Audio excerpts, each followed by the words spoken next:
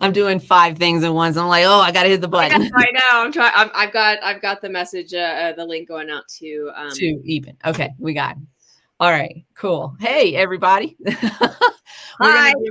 We're live. Happy We're live. We're going to give everybody a few seconds, moments to get in here. Say hi if you're in here and you're in the comment section.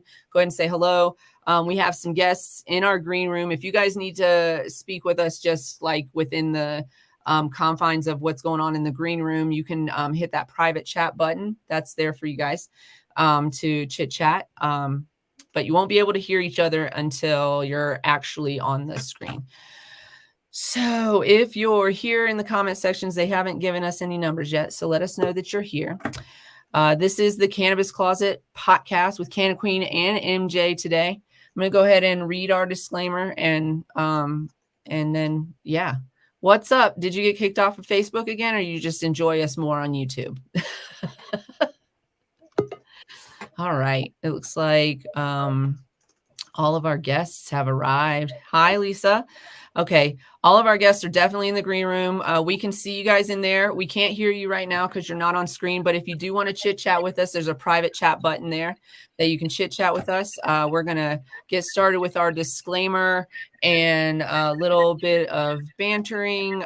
We do have a guest host today from Missouri. It's going to help us out, kind of guide us in the right direction as far as like the best questions that Missourians want to know. Did I say that right? Is that correct, Missourians? Anyway, so hey, it's about that time, you guys. You are about to get highly educated with the Cannabis Closet podcast with Canna Queen and MJ. This is an adult content show with no limitations on subject, language, or actions. Opinions, views, and expressions may or may not be that of the hosts, their subsidiaries, and their guests. If you aren't sure, don't worry, we'll tell you. And if you're still not sure, you can take a good look at our faces. That'll probably clue you in. It's time to get this session started. So thanks for rolling up and showing up, and I hope you enjoyed the show. Here we are. Woo, woo, woo. Okay. So we do have a guest host today from Missouri. She's going to help guide us with some of the questions that people from Missouri are going to have about our subject matter today. So I'm just going to go ahead and bring her on in and introduce her. A lot of you know her. You know we love her. Miss Marnay Madison, thank you so much for joining us today. Hello. Thank you, ladies, for having me. Very excited about this topic. Very pivotal information that needs to be discussed today. Yeah, absolutely. And we have some amazing guests on today that are really well versed in what's going on in Missouri. So today for our audience, we are going to get into what's going on with legalization in Missouri. There are a couple of proposals that are being kind of floated in Missouri for adult use legalization. And we want to talk about which one's best. We're always on the side of the people, right? So we want to talk about the one that's best for the people in Missouri, the communities in Missouri, and how we can best throw our support into that arena, because there are, I was just kind of talking about this on my TikTok. I'm on TikTok live to, bring y'all over here. So if y'all are over there, come on over here. It's solo.to/cannabiscloset420 to find our links. We're on Twitch, YouTube, and Facebook Live right now. One of the things that's happened with legalization in other states is that it's come through with some really poor legalization proposals,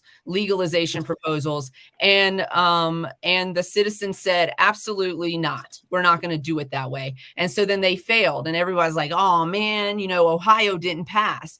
Well, Ohio didn't pass the first time because their regulations and their legalization included language that would have made it very easy to monopolize Ohio in their programs. And so the citizens were like, absolutely not. You can't. We want to work. We want to do it too. We want to be in on it too. And so they had to go through it again, and they legalized the second time when they went through it again. Florida medical legalization is another example of poor proposal regulations, poor support for the first time around too. And then when they came around the second time, they went ahead and legalized it. You guys are going to have choices. So, yeah.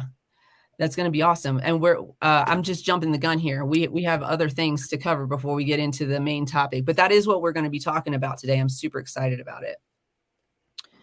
We want to have these conversations with every state. So you were talking to someone earlier that said Ohio. We haven't spoken to anyone in Ohio, but we have this information, So yeah, Florida, same thing. Is we everywhere discussions with get everybody involved. So if you're in Missouri today and you're listening to the show, really pay attention to what our guests have to say, because this is going to affect you and your community and your ability to own a business and your ability to purchase and all of these things. It affects you greatly. So yeah, we brought Marnay here to talk more about it because she is in the community and in the cannabis scene in Missouri, in Oklahoma as well. You have your clinic that runs in Illinois as well as Missouri. You have a lot of things going on. Yeah. Yes. Thank you for shedding light on my series of cannabis businesses. So yes, we are an awesome telehealth clinic in 3 states now: Illinois, Missouri, and Oklahoma. But most importantly, being the executive director of the nonprofit now, which is a cannabis advocacy group, and we're focusing on expungement as well as education in the cannabis industry. So it's been really awesome working with the community in this particular space. So it's definitely been gratifying. So most importantly, having this role, being able to guide and educate the patients and consumers on verbiage and legislation and proposed, initiative petitions, and what that means with their particular roles in the community, right? Because we all individually need something, and everyone isn't going to, find the verbiage that is 100% for them across the board. But so being able to, come to a cohesive agreement with the community and people in the community to make an educated decision on what we should back is very important. So thank you, ladies, and thanks to the Cannabis Podcast for providing the platform for all of us to speak about it, for sure. You know how much we love Missouri. It's like our second home. So we talk on this show, we talk about Colorado and Missouri the absolute most. I would say Missouri even sometimes more than Colorado. Sometimes more.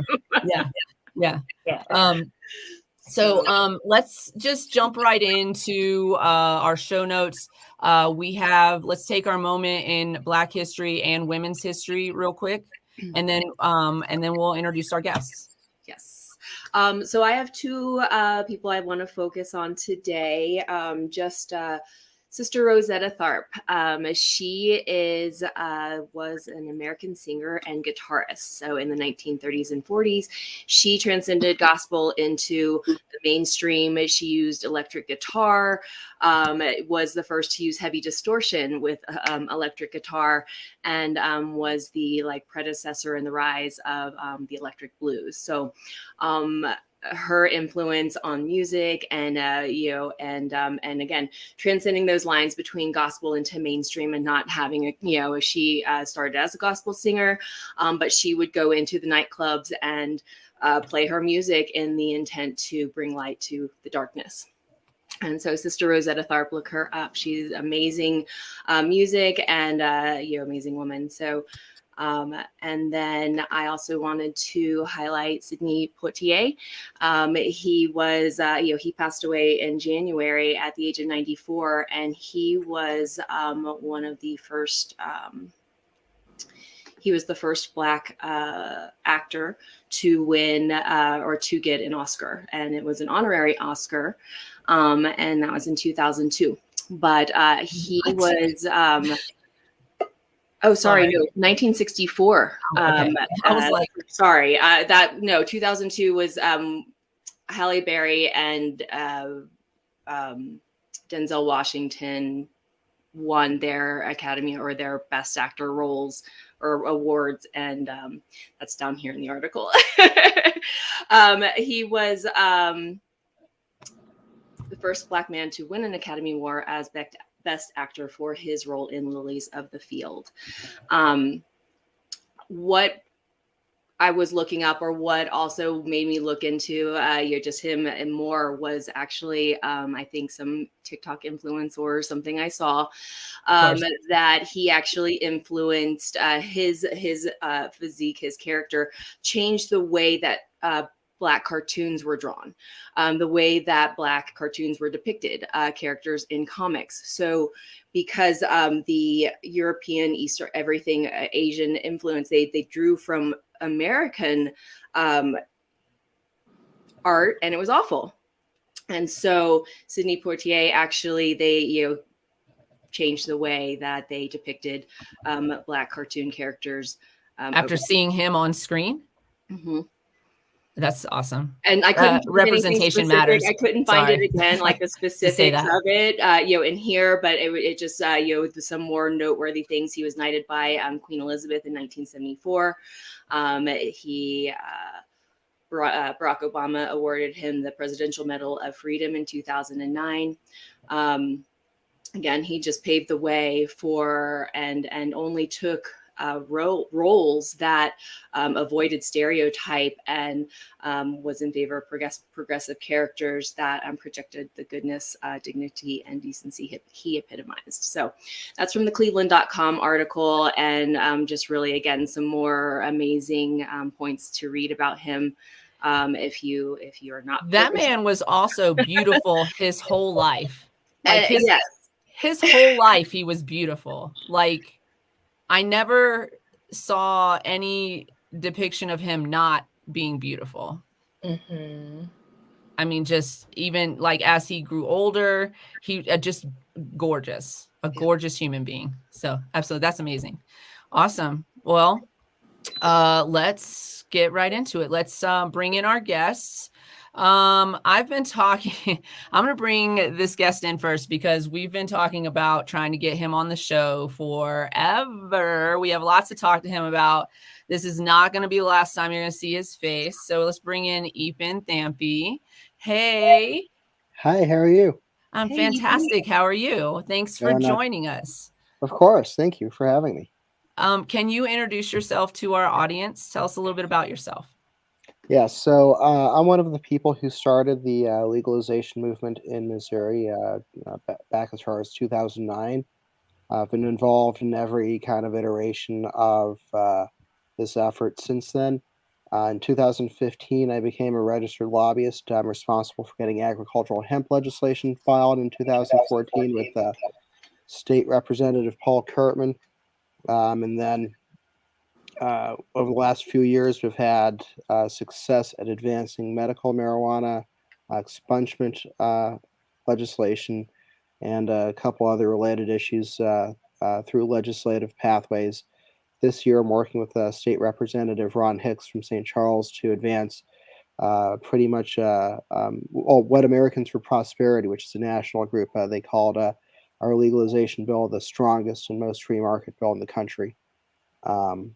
We've got 5 weeks left in this year's session of the Missouri General Assembly, so hopefully we put something on the governor's desk. So we did send an invite out to Ron Hicks, but I'm not sure that he's going to have time to join us, but he does have the link. So if he can join us, we'll bring him in. But he is the sponsor of HB2704. Is that correct? Yep, he is actually on the House floor right now. They're in session. Okay, so no, he can't join us. He's got more important things to do right now. Cool. And then let's bring. I'm going to bring Kyle in too. Kyle, are you ready? I can't see your face. You're ready. Not ready? Looks ready. Ready. Okay, he's ready. Hi, Kyle. Welcome to the show. Hey, thanks for do you want to me. Do a quick introduction? Yeah, I'll keep it real brief. I'm Kyle. I'm I was Army veteran. I got involved in, I'd say, late 2015. I got involved in, just generally speaking, into the concept of furthering innovation, and my journey kind of started there just as someone who wanted to get involved on a volunteer basis when and where I could. I've gone up and spoken at the Capitol before in support of different measures, and I did petition for the medical marijuana campaign pretty heavily. I'm not involved in any efforts currently. I'm more so just a concerned citizen lending this voice to the conversation today. Perfect. That's an important perspective. So thanks for being here. You are, I'm going to mute you for a minute because I see that you're kind of going in and out, but yeah, cool. Next guest that we're going to bring on is Christina. Hi, Christina. Hey, how's it going? Can you hear me okay? Yeah, we can hear you perfect. Can you introduce yourself to our audience? I am Christina Thompson. A lot of you guys have seen me on Facebook. I've been doing videos trying to promote awareness about legalization in Missouri, what it looks like. I'm with the group Show Me Can of Freedom on Facebook. And again, our goal is essentially just promoting education and making sure that people understand exactly what is going on in Missouri with the legislative option versus the ballot initiative, and especially that they understand the truth behind the ballot initiative. Cool. Okay. And then let's go. I have to scroll down a little bit. And then we also have Tim joining us. Hi, Tim. Hello. How are you? Good. Glad to be with you guys. Can you tell us about yourself and how you're involved with this and these initiatives? Sure. So about a little bit after the time that EPN started in 2012, I was frustrated that we didn't get on the ballot for anything. And at that, when they started, they were looking for legalization, not just medical. I decided I went with the ballot initiative, and then since then I've probably filed more than 20 ballot initiatives and had campaigns on 4 of them where I've collected tens of thousands of signatures for exactly what House Bill 2704 represents: full legalization, removing cannabis off the list of controlled substances, releasing prisoners, expungements, all these good things that we all want, we all know we want. I've been collecting signatures for. So I never really was. In fact, I'm not going to say almost. I was opposed to the medical marijuana being sort of segregated, let's say. And everybody was really frustrated. Hey, man, we need to take these baby steps. And look, we've had 86 years of baby steps. We're done taking baby steps. The entire United States, literally, I shouldn't say entire, but the majority of the United States for this. And so finally, after losing enough times, because when you're doing ballot initiatives, not many people, you don't have special interests want to back you up, because unless the ballot initiative is like the medical or like Legal Missouri 22 right now, it's all the dispensary owners that want a part of this. So it really is, it's a pay to play, period, end of story. So I gave up on my ballot initiatives, and then every year we seem to have some kind of legislation filed, but this year it was more promising than anything, and I decided to put all my efforts towards that. So we've been doing lobbying and just putting on events and rallies at the Capitol and things like that. I have the Missouri, I'm sorry, I didn't introduce myself right. Timothy Gilliam, Missouri Marijuana Legalization Movement. And my organization has 63,000 members with an average of 25,000 people that are active each month in that. So we have a huge following, and that allows us to interact with all the rest of the organizations out there throughout Missouri, and between EPN and Christina and Mark and a few others that we've all collectively have got the rest of the state behind us and pushing this ballot initiative. Pushing the legislation. You asked me, I spoke a lot.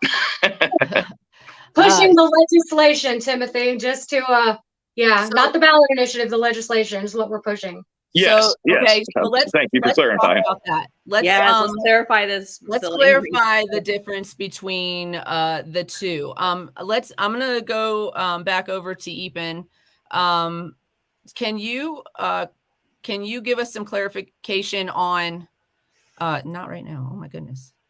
Can you give us some clarification on HB 2704? And then Christina, can you follow that up with what Legal Missouri is all about? Hang on a So- second. I think I lost you. Okay, can you guys hear me? I can. Yeah, you said, Okay, cool. Christina, follow up with what? Okay, so I'm gonna have Epen tell us about HB 2704. And then if you could follow up with what is Legal Missouri all about. That would be the ballot initiative, right? Okay. Cool. Let's start with Epen. So yeah, so I'm working with former or current, state representative Ron Hicks. He's a Republican out of St. Charles in eastern Missouri. He has a background as in law enforcement and also working for the Navy in the past. He is arguably the most pro-cannabis Republican in our House of Representatives. We have term limits here in Missouri, so Representative Hicks is in his 8th and final year as a member of the House. In the last couple of years, I worked with Representative Hicks on expungement legislation, which we got out of the House in 2019 with, I think, a little over 100 votes. And then in this year, last December, Governor Mike Parson here in Missouri said, hey, I would like to see this issue get dealt with by the legislature as opposed to a ballot initiative campaign. So Representative Hicks reaches out to me, and we begin putting together a big piece of legislation. So what we did was there's probably 10 or 15 different bills that have something to do with cannabis that are filed over the last couple of years. So we took expungement legislation, banking legislation. There's a bill that was filed that said the aroma of cannabis can't be used as a probable cause for a warrantless search. There was legislation on labeling. There's been a couple of bills on just outright legalization. So we took every good piece of legislation, kind of tweaked them a little bit, and put them into one big package. So we have a very comprehensive piece of legislation. The big idea that we wanted to promote was we don't come from a perspective that believes that the market should be controlled or essentially planned by the government. So we oppose the idea of license caps. And that's really been the big controversy over the issue here in the state of Missouri is the license caps that were implemented with the medical marijuana program that was established by ballot initiative. So Representative Hicks he filed a bill that has no artificial barriers to entry. And that was important, not just in terms of we want Missouri to be a state that protects opportunity for entrepreneurs and innovators, but I'd also point out that in his opening statement presenting the bill in a committee hearing a couple of weeks ago, Representative Hicks made particular mention that when you restrict the number of licenses and keep people out of the market, oftentimes you sometimes by design in some of these other states, but certainly by effect, you keep entire groups of people out of the market, and that's particularly true of our Black and minority communities. So that's been a very particular focus. I believe in the state of Missouri, there's probably like 2 Black-owned marijuana businesses, and one of them's owned by an out-of-state group. And we had 2,300 odd applications in the medical marijuana licensing program, and 85% of them got rejected. So there's thousands of people in Missouri, and we're a big state. We're an agricultural state. We have a lot of ability to craft an agricultural product and get it to a global market. And right now, Missouri's missing out on that. So we have a good bill. We're kind of in process right now. We had a couple of hiccups in a committee hearing last week, but nothing that we can't deal with. And it's I think we have the support that we need to get that we need from the lawmakers to get this to the governor's desk. But the trick in the legislature is really navigating the process. And like I mentioned, we only have about 5 weeks left. So we gotta make some things happen. And I gotta say, we've had tremendous support and outpouring from grassroots Missourians. This is something I think the people of Missouri want, or showing that they want. So very grateful to Tim and Christina for their work to inspire and mobilize ordinary Missourians on these issues. Awesome. That was a great and very detailed explanation of what that bill is going to look like. So what is, Christina, what is the difference between that and what's going on with Legal Missouri, which is the ballot initiative?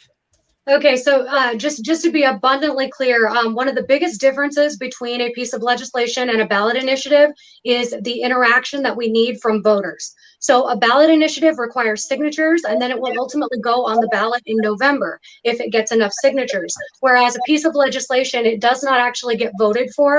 If citizens want to make their voices heard, instead of doing it in, at the ballot box, they do it by contacting their legislators right now. So that is a huge difference. I just want to make sure that I clarify that right off the bat, because we've had a lot of people asking, how do we support HB2704, the Cannabis Freedom Act? Many people do still believe that it's something they will have to vote for, but that is not the case. If you want it to happen, you need to call your legislators right now, especially your senators, and let them know that this is something that you want. So there are so many differences between the Cannabis Freedom Act and Legal Missouri 2022. It's kind of difficult to figure out where to start. I would say that the most important thing about it, in my opinion, is the expungement provision. Legal Missouri 2022 has been attempting to promote their ballot initiative as a great way for people to get expungement, but that is not actually accurate. They claim that it offers full expungement for people, but on that same note, if you actually read the ballot initiative, I believe it is page 36, it says that anyone who is currently incarcerated has to petition for expungement, and they may be denied for good cause. So it doesn't clarify what good cause is. Again, Legal Missouri 2022 has been promoting this initiative as especially having automatic expungement that you don't need to petition for. But, like I said, page 36 says otherwise. So the Cannabis Freedom Act, on the other hand, says that anyone who has been convicted of a nonviolent cannabis-only crime is eligible for expungement. There's no, crazy caveat there. There's no judicial discretion involved. That is huge, to actually offer true expungement to people. It's not right for people to sit in prison, and rot away while the rest of the state, especially, the rich people who are involved in the medical monopoly, are allowed to sell whatever they want. So Legal Missouri 2022, it is a terrible option, in my opinion. I think as well, I've had a lot of people say, well, let's just pass this now, and then we'll go back and we'll change it later. And that's not how a constitutional amendment works. Yeah, I don't think that's a good idea. I was just talking about this earlier. You guys just let it go and come back to it and do it right, because it is so much harder to change what you have on the books than it is to put it on the book. Like once it's in there, it will be much harder to change those laws. So it's important to do what's right in the beginning. Absolutely. And then to try to, go ahead, Marne. Great synopsis, right? But when we talk about House Bill 2704 as well, we talk about anyone inside the House or the Senate, finding things or measurements inside of this proposed bill that may be, put in place, that they can amend at any time as well. So it's really hard to combat these type of barriers when we are asking for what is the best option in the community. So if anyone can shed light a little bit on how that works. Once a House bill is voted in as far as the cannabis legislation, how easy is it for someone who does not honestly care about the bill? How easy is it for them to come back in next session and manipulate things that we wanted inside of the industry? That's a great question. Yeah. So the difference between a legislatively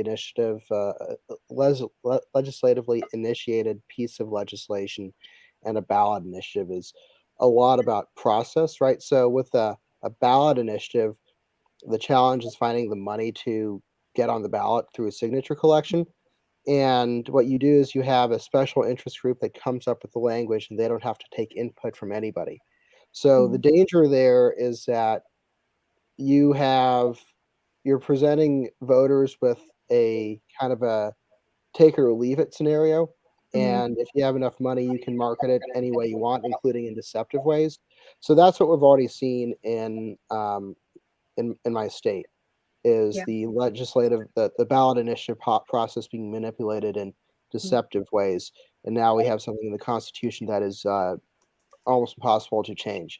So the difference in what happens in the Missouri General Assembly is that every 2 years, every 4 years, we elect lawmakers who represent different districts in different areas of the state, and they all get together every year and they come up with ideas. Some of them are crazy ideas, some of them are great ideas, and they debate them out and they vote them, right? So you have the chance for mischief in both areas, and we've kind of seen that. I've seen that my entire career in the legislature. But I would say that uh, one of the things that has given us a lot of, I think, momentum is the fact that this year is my 8th year in Jefferson City. So a lot of the people who I met when I started working in the Capitol are now, in their 4th term as a representative or in their 2nd term as a state senator. And so we've had a history and kind of had the opportunity to build institutional knowledge and kind of watch, what's happened over 8 years, or in some cases a couple more.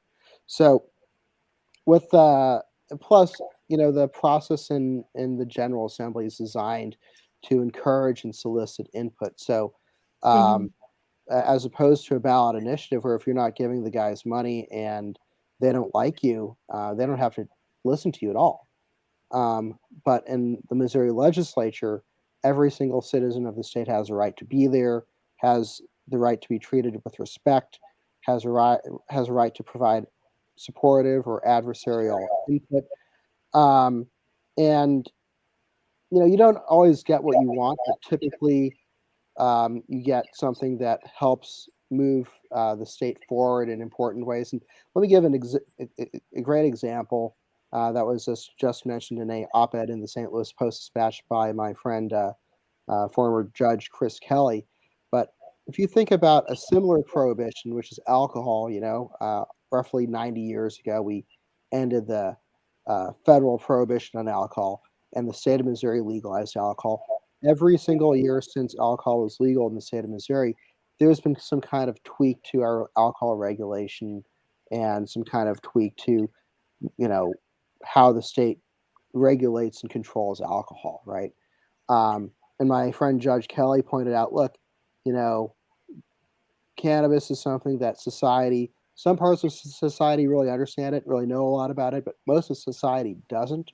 So there's this whole process of education, and we can't expect to get, this whole puzzle right, up front, especially when, you're presenting the voters with a kind of a take it or leave it, ballot initiative scenario. You really have to have the flexibility to come back next year, 2 years from now, 10 years from now, and say, okay, this kind of made sense, or at least there's consensus on this part of it, of this idea, when we did it, but now we realize it doesn't make sense. So how can we fix it? How can we make it better?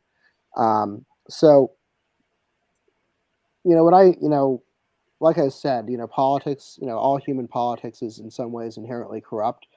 But I also believe that our system, is designed to have checks and balances, and ultimately, Yeah.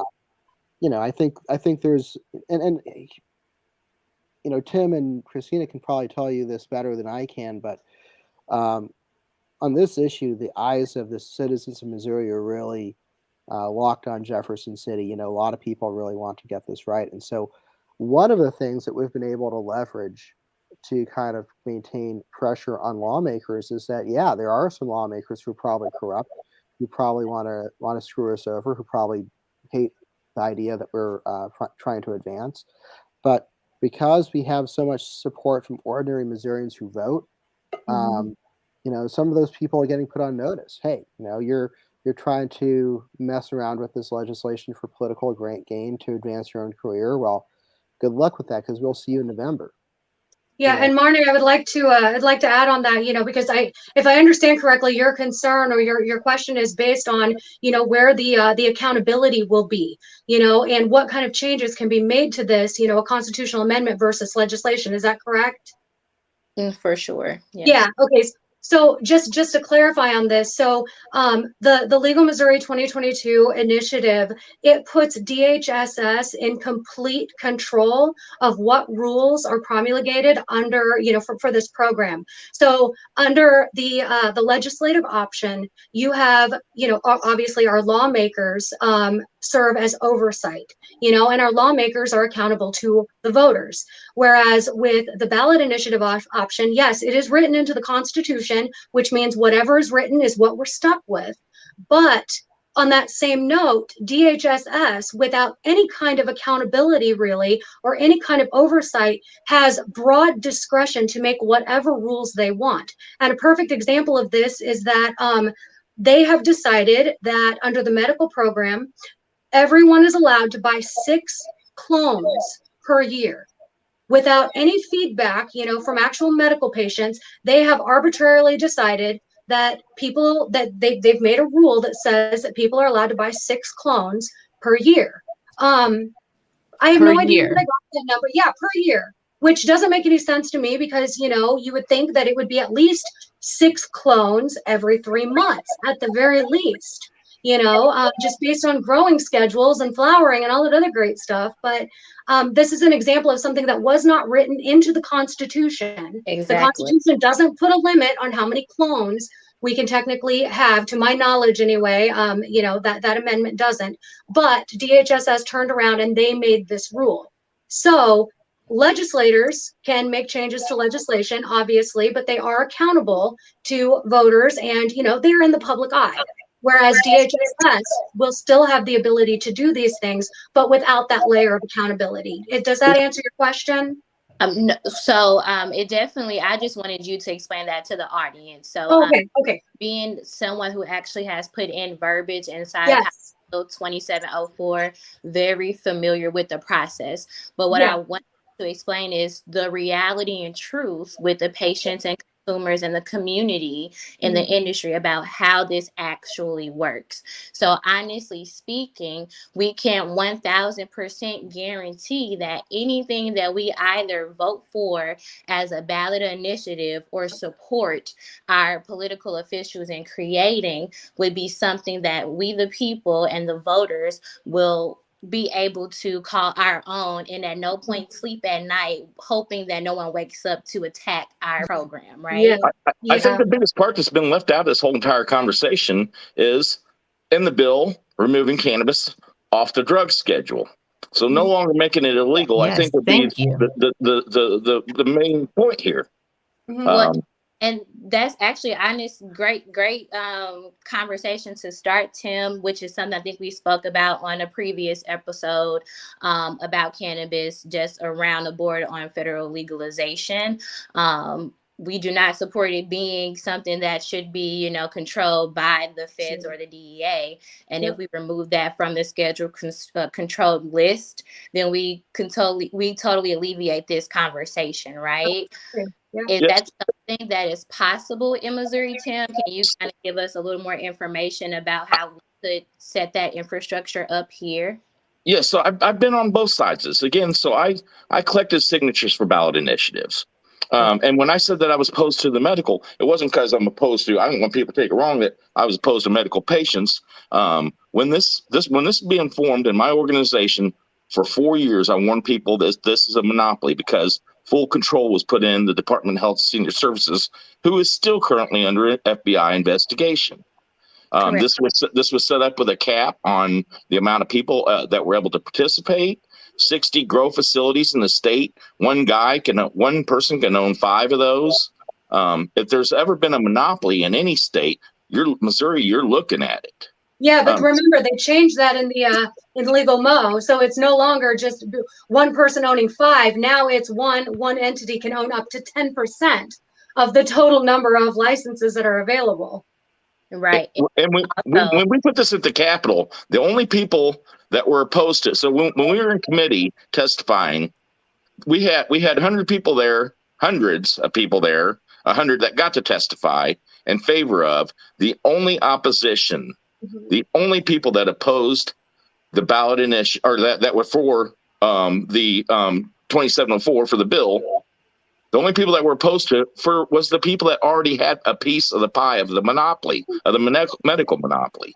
And that's why I decided to work a different angle at this, and along with many others. And you're stuck again. There's always some kind of problem to both sides of it. But the legislative way, when it's stuck in the sole hands of the Department of Health Senior Services, who were given full authority to make whatever changes they wanted, that was very, very damaging to the medical. And you are absolutely correct on everything that you stated, and we really appreciate you, giving us a different perspective with you being hands-on inside of the ramifications of everything. That's amazing. I see we do have a question from Lisa Hamlin, which Lisa Hamlin is a very awesome person inside of our Missouri community. Thank you. She's the reason that most of two of you are here. I already knew the other 2, but she recommended all of you as guests. And I was like, yes, absolutely. So thank you, Lisa. Thank you, Lisa. Right on.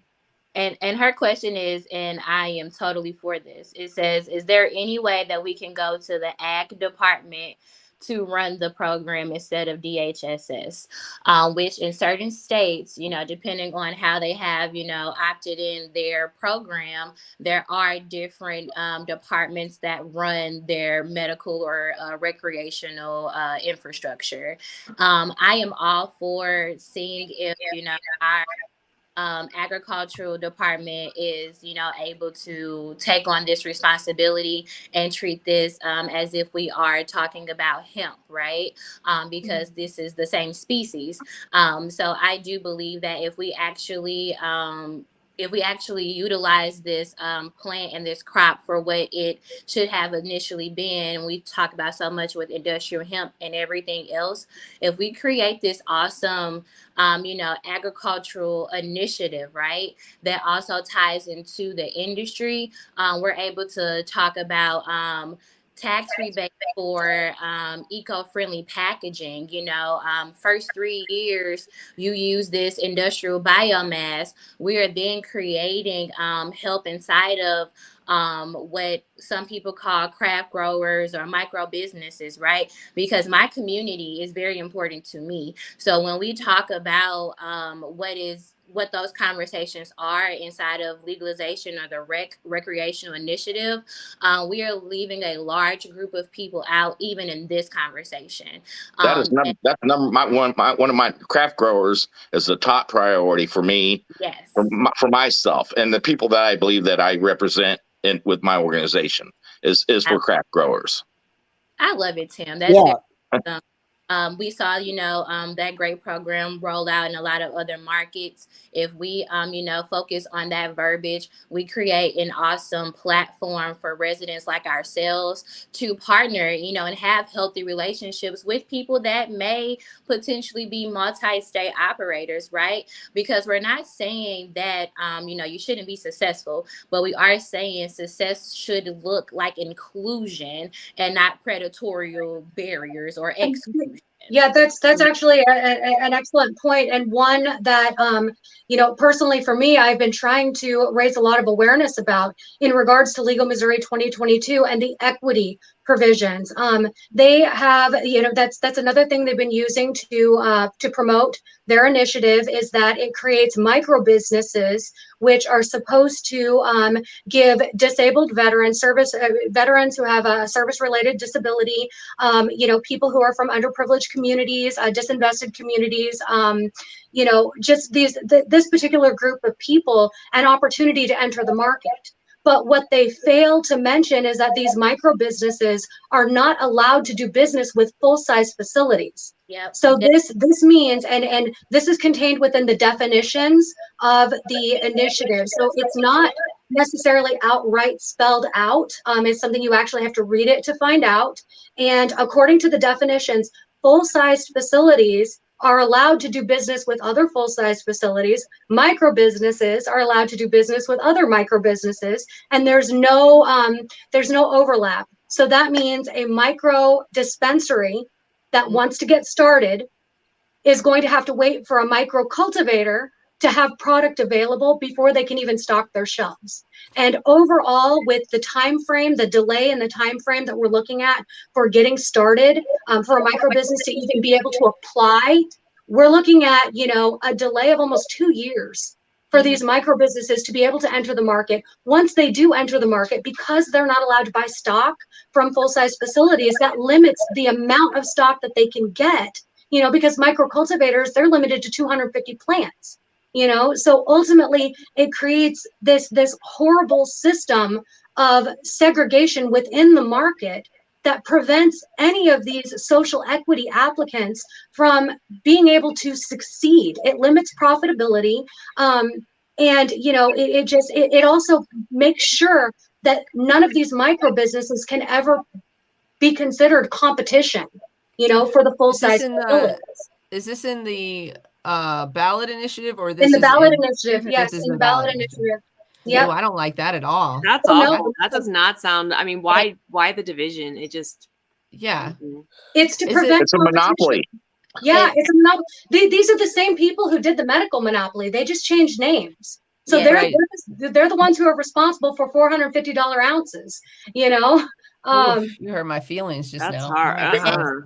And another thing that we need to shed light on, obviously, is the lottery, right? Oh, So with them being grandfathered in and then saying, well, the general population deserves this lottery, we once again eliminate the percentage of minority licenses because we're not able to track the percentage and the participation of those demographics of people. And if we correlate that to what happened in the medical program, we talk about transportation licenses. That is the majority of Black-owned licenses in the state of Missouri, which has been the least focused and the least, support given inside of the rollout or the infrastructure. So now most of those companies that have won licenses and did not have a transportation license have been able to transport their own product internally because of the lack of an infrastructure and transportation. So it's just across the board, something that the particular group of people that we have known to be one organization and now Legal Missouri 2022 have made it very clear that they want to control the market. absolutely. And using this platform and so many others, that To keep controlling the market. Let's be clear. To keep controlling the market. Yeah, It is the they already exact have control. same people. Yep. This is the same problem I have with a lot of like social, I'm putting in quotes, I'm sorry I have to, but this social equity programs that are that in a lot of states. This is a problem that I have. The social equity program looks like, hey, you can run a business in the cannabis industry. Come join us in the cannabis industry. Yes. But what it's really doing is like segregating the workforce, right? It's like, oh, well, you can't run a dispensary. You get to We'll be let the you do janitor. security. We'll let Yeah, you do you get to be the security. janitor. Yeah, there you know go. what I'm saying? Yeah, exactly. We'll let you be the driver. You could drive it. But you can't grow it. Like that's the biggest are you kidding me right now? Yeah, and as Marnie said about the lottery, the current, okay, so the way Legal Missouri 2022 works, it automatically creates the same number of licenses that were available for medical. So there were 388, I believe, or 338 medical licenses that were created. It automatically doubles them. And for the first 18 months, only existing licensees are allowed to have any of the licenses that are created. They do not have to apply for this lottery process. Exactly. Only new people wanting to enter the market have to apply for this for the lottery. And here's another thing. So there's a voluntary I forget what they call it. Basically, a social equity plan that dispensaries. What was that? I was gonna say, yeah, the voluntary, the business plan of how you Yes. will include people. Yes, exactly. However, Wait, that plan. pause. So explain this real quick. What does this say?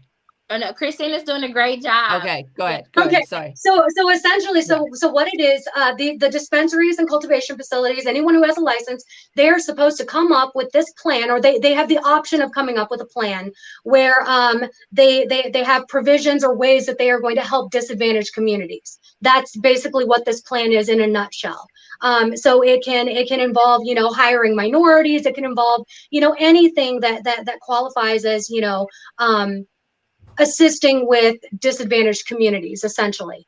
So the thing is, though, this plan, it's not mandatory. Okay, the dispensaries can come up with this plan if they want to. If they do come up with it, and it's accepted, it does become mandatory then. However, none of the existing licensees are subject to this. Exactly. So not only do the existing licensees get first dibs on any licenses that come out, they are also not part of this plan to include disadvantaged communities. Wow. So, yeah, it's not even a real thing. It's just like, let's just. No. And if we focus on House Bill 2704, let's talk about where taxation, right, where the money is going. And that's what is, once again, very important to my community. We will be, and we have been, the most enfranchised, the most underrepresented. So our overall focus is, okay, where do we see ourselves, partnering with these industry owners and operators? So being able to focus on taxation and seeing where the revenue is going is very important. I support the programs that House Bill 2704 have implemented to help the entire minority community, right? So we talk about a large group of, Blacks, Hispanics, and Asianic groupings of people who deserve to be represented, and knowing that there will be, grants put in place for small businesses that, meet specific economic distress zip codes, but most importantly, making sure that we use that verbiage not to an advantage to, manipulate the community, but to actually allocate these funds for the minority community to have, a proper advantage and to be successful. So can anyone talk about some of the programs that are inside of House Bill 2704 that would be great, for the community in regards to taxation? So let me take that on briefly, and let me kind of say that we had a very unusual thing happen when we introduced our bill, which is that in most states you see lawmakers saying, "Oh, 5%? How about 7%? How about 10%?" So they keep wanting more taxes. In Missouri, we actually had the opposite debate. So we started with no higher of a tax rate than 12%. And I think the committee that we went through in the House actually brought that down to about around 4 or 5%. And the idea was like, look at. Actually, let me tell you kind of a funny joke. So a few years ago, I was talking to a political consultant of mine who was in the California cannabis space, right? And he consulted to U.S. senators who wanted to look to this industry for support. And he calls me up one day and he's like, "Hey man, how do you turn a California liberal into a conservative?" Answer: tax your weed at 40%. Yeah. And that's a reality because like you have high taxes on it. Like you create space for extra legal market opportunities, right? Why should I go to Illinois and pay 35% taxation rate when I can go to Oklahoma and buy something off the street for $500 a pound, no taxes, right? So Missouri actually had I think a very sensible approach to the taxation question, and you know, we had a lot of, I think actually besides, so there's going to be 2 or 3 points of debate when this bill gets to the full House. The licensing issue is, I think, one of them. And I'm very optimistic about that because we have a very libertarian, conservative majority, I think, in Missouri that is opposed to government control of the market. So I'm happy with that. I think one of the other really interesting debates is that we've had multiple, powerful, relatively powerful lawmakers step up and say, "Hey, it's a shell game to say, okay, we're going to say we're going to send 2% to the sheriff's fund and 3% to the teachers and a percentage point to this program or that program. We should just be sending all this money, all the taxation revenue to general revenue because we have a budget process that on an annual basis allocates where the state's tax revenue goes, right? So there's actually this kind of like undercurrent of a very sensible, good governance question, which is, look, I can send 5% of this tax on this product to this program, but that just means next year in the budget, I'm going to say, okay, well, this program has all this funding, so we don't need to allocate anything because I already have this tax revenue. And so I'm going to, so it's really a shell game. And it just makes more sense from certain perspectives to have a just allocate money to general revenue and let the ordinary budgeting process take care of that. And I think I wanted to finish up here by talking about, we kind of ran into some turbulence in our committee hearing. Our opposition, which is the industry lobbyists, they tried to get, and they almost got a license cap that was a strict cap that was essentially the medical marijuana licensees in the industry right now would be basically control all the recreational markets. But thanks to other lawmakers in the committee, we were able to catch that. And first off, we prevented that strict cap from being put on in committee, right? We worked with Ashley Bland Manlove. She's a Democrat state representative from Kansas City. She's also the chair of the Missouri Legislative Black Caucus. Well, she caught what the chairman was trying to do with this industry lobbyist and said, first off, you can't, if you're going to drop a 20-page amendment on this bill with no one else having seen it, that was written the night before this hearing. Well, first off, that's not happening. Second off, we're going to at least double the number of licenses that you're proposing. Number three, if there is going to be a license cap, then for her community and minority communities around the state, if you're going to put a restriction on what the market looks like, you at least have an obligation to ensure that those communities have an opportunity to compete. So she stuck a loan program in there that allowed for minority and women-owned businesses in the industry to get state loans, right? Now, like I said, we kind of ran into some other issues in that committee with some lawmakers put on the bill, but that was a committee of 10 people. We're about to have a very public debate in front of a full House of Representatives with 163 different individuals. So those dynamics look a lot different. But I think that there is a understanding that, like, look, either we're going to allow the market to function without government central planning, or if we're going to have some kind of restriction on some aspects of the market, you have to have some kind of acknowledgement that these programs, if you create a barrier to entry of any kind, you got to at least give some communities that have been held back in the past, you have to give them a way to compete. I would like to touch on how that affected the medical and the taxes real quick, and I'll just throw this in here. So what happened was there was 822 lawsuits that the Department of Health and Senior Services is still having to fight. And all the money that was this taxes that were to go to the veterans. The veterans have not went, right? They've got something, but they got half of it. Yeah. Even do you know the numbers on how much the veterans did not get how much has the Department of Health Senior Service spent on lawsuits is what I'm Right. And what kind of hoops do you have to somewhere, jump through to get anything? yeah, somewhere north of what, $6 to $8 million on It was lawsuits. six million. Last I heard, it was about 6 million. That's not for this year. I believe that was last year. $6 million. So and it's going to keep going. exactly. Yeah. And that's another thing that we should focus on is the same way that California started this social equity program, right?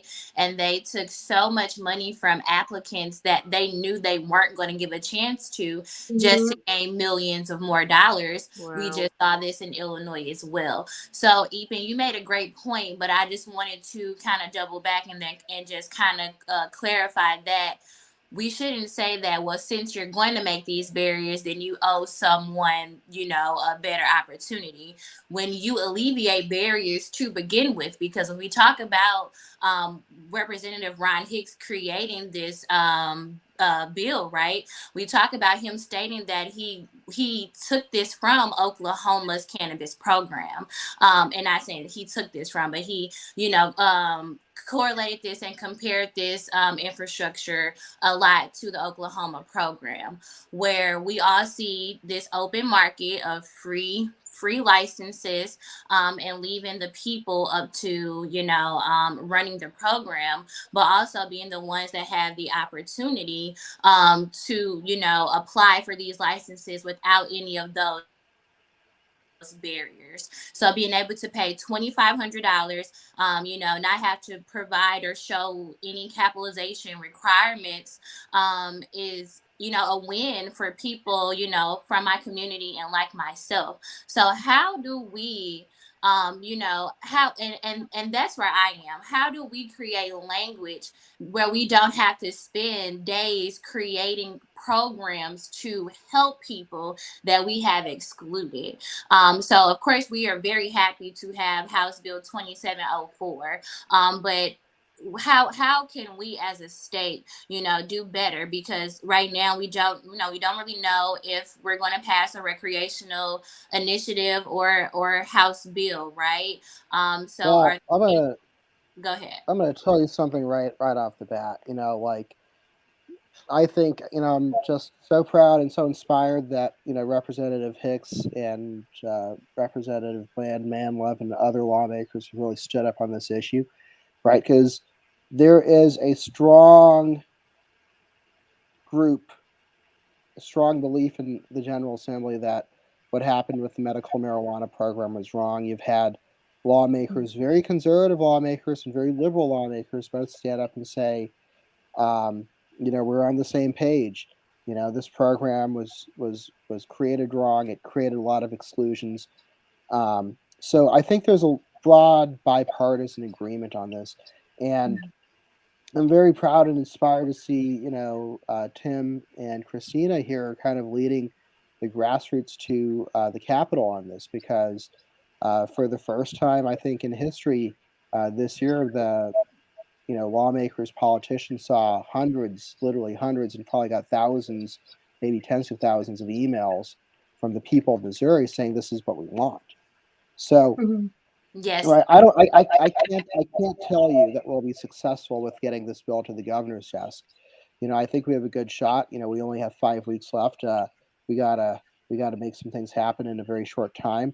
We've got some barriers, but I think our chances are pretty reasonable. But even if we don't succeed, we've had a impact, and the impact is that for the first time, these ideas are being publicly debated, publicly challenged. I think the people of Missouri have a strong viewpoint that kind of looks one way, while the some of the folks in the industry have a different viewpoint. And the best thing that we can do is really articulate that. We're the show me state. We gotta show people the difference in these viewpoints, right? So we don't just have we just don't have a viewpoint where we want to pass our bill. We're gonna fight, and we're gonna try to undercut and undermine this ballot initiative, because it's not what the people want. It's paid for by a small group of crony capitalists and monopolists, and a lot of out-of-state I think I interest. might We have have lost you interest. guys. Hang on. You're still here. You're still here. We all vowed together that if we don't make the bill, we're still fighting Legal MO 22 all the way to the end. Absolutely, all the way what to should happen. November.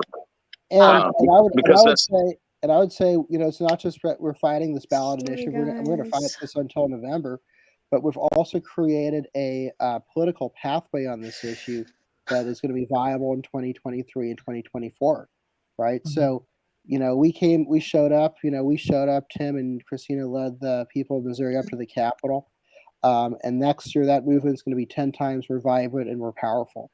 Right. And especially if we do a good job of combating the ballot initiative, because I tell you what, you know, it's not just that we're going to put the kibosh on this ballot initiative. We're also going to show up in state Senate races and state representative races and everywhere where there's a candidate who's either been helpful to us or oppositional to us. Right. One thing I found out doing this, I'm sorry. One thing I found out doing this and so I did a little bit of lobbying in the past, but I found out that we had so much power actually walking into these offices, far more power than collecting signatures and hoping I got to the ballot. Looking somebody in their eye. and it being bipartisan as well. And the amount, what's the co-sponsor difference, Stephen? Like 10 Republicans right now and 14 Democrats on a Republican bill. And once we get to the House floor, I'm sure that's going to double easily. I was shocked when I saw that. And this has never happened this never happened in any state in the United States. Has it ever been brought up to remove cannabis off the controlled substance list? That's true. Never. And to make it to the House floor, that speaks volumes. Whether the bill ends up passing or not, we've made it further than any state in the United States has so far. Right. To the ultimate goal. That's the goal that we all want together. Right. I agree with you. Even first of all, this is one of the reasons I love Missouri. I love Missouri because of the grassroots efforts in Missouri. This is main reason why I fell in love with Missouri. I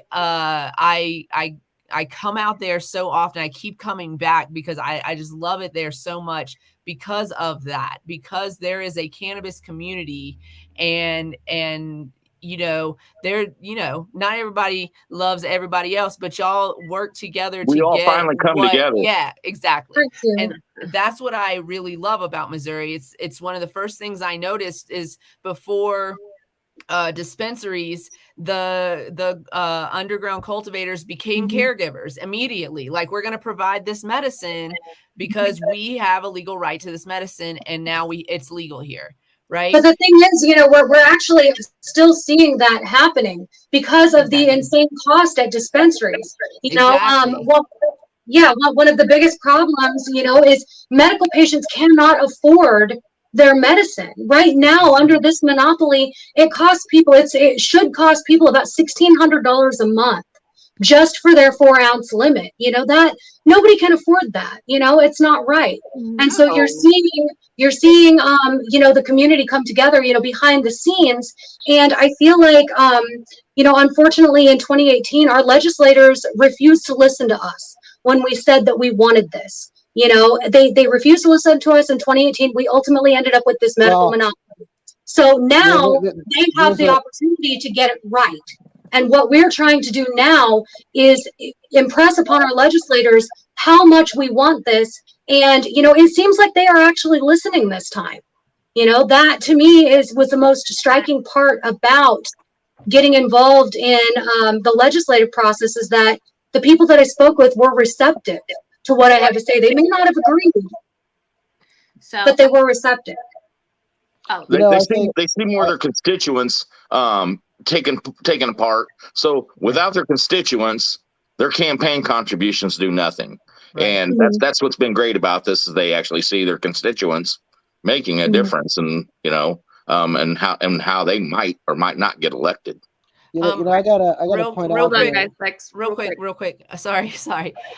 Did you say you also have to roll out? Is that what you were saying as well? No, Are we losing? Okay, you're good. Okay.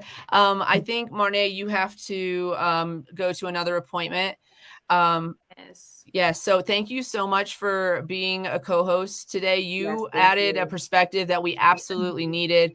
There are questions that you were asking that we didn't even know to ask. So we really appreciate your voice here. Thank you. You're welcome back here anytime. As always, we love you. Yes. Any Thank last you, guys. questions? It was so nice talking to you. Tim, Christina, and Ethan, I will definitely talk to you all very, very soon. Yes, I please do. appreciate all your hard work in the state. Thank you for all that you do. Talk to you guys soon. Thank you, Bye. Marnay.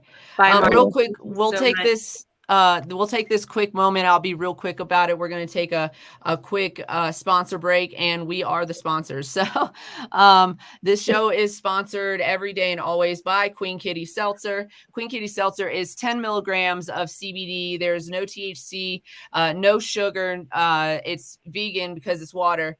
And also free of vegans. There's no vegans in here No either. vegans in there. No vegans in here. Available for wholesale. Look for us at where is the thing? I can't find the banner. solo.to/Queen Kitty Seltzers, where you can find all of our information and reach out to us. This show is also brought to you by CQ LLC Cannabis Consulting and Education. We were just approved this year for responsible vendor training in the state of Colorado. In the state of Colorado is a requirement for delivery drivers and hospitality workers in the cannabis industry to have their responsible vendor training certificate.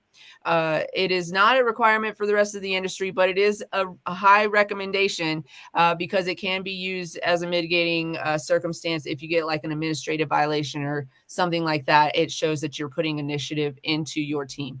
You can give us a call, 970-426-5985. We are virtual. We are by phone. We are hands-on. We'll show up where you're at. If you need consulting, give us a call. And of course, this is the Cannabis Closet. You can find us at solo.to/Cannabis Closet 420. That's where you can find all of our links, including our Discord. Join us on our Discord. We're there almost every day doing a quick work sesh. So that's it. Thank you guys for that quick sponsor break. Let's get back into it. Ethan, I believe that you had a thought that you were about to share before we said goodbye to Marnay. So I will give you the floor. Yeah, so I always kind of think about historically how alcohol prohibition started and ended. And I think one of the things that we're seeing right now is, it's not just we're seeing a broad and very diverse group of people of ordinary Missourians, voters coming up to the Capitol and being advocates for themselves and their communities. I mean, we have an incredibly diverse state. I mean, we got the Boot Heel, which is the true South.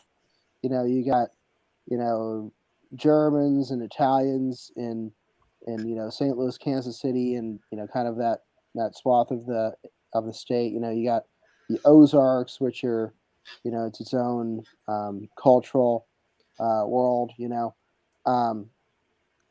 had a lot of this has been led by veterans and veterans advocates. But one of the things I think I'm really seeing this year that is having a impact that I'm not sure is quite being understood yet, but we're seeing more women step up as advocates than ever before. And if you think about Holla. if you think about how so like in alcohol prohibition, not too many people remember alcohol prohibition was started as a women's movement. The temperance movement was a women's movement because American women got tired and pissed off that their husbands, fathers, sons, brothers were all drunks. That's just the reality, right?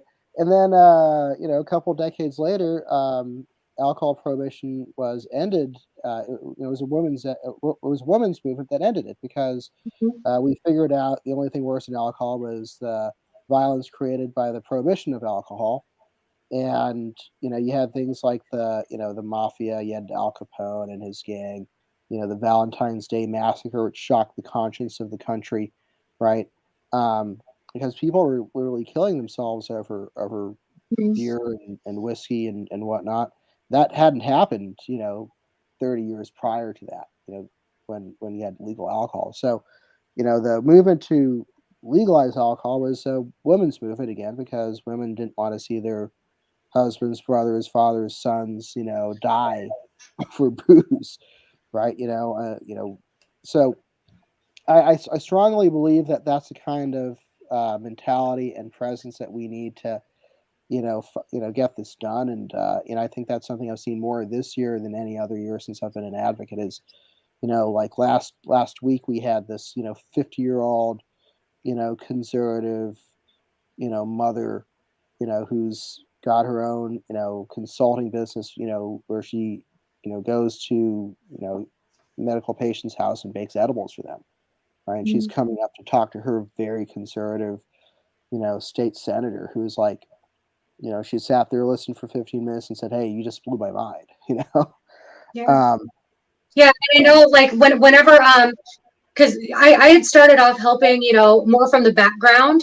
I just recently decided to come out, and become a public voice regarding this. And one of the big reasons that I decided to do that ultimately was because I feel that women's voices are severely underrepresented in this conversation. We have a lot to add.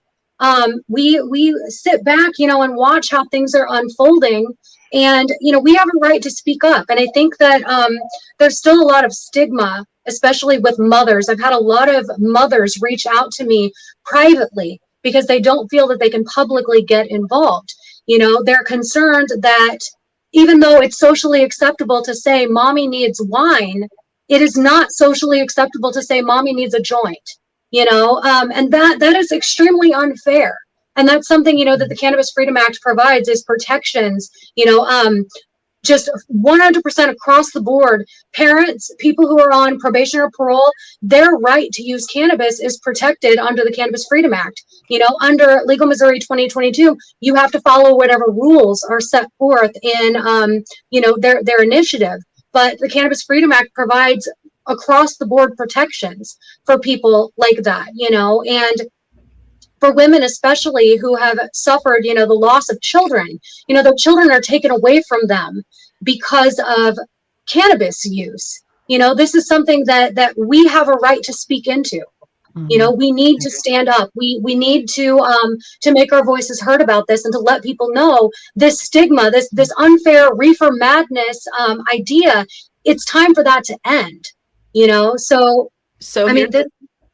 So here's a question. Here's a question about that particular the bill.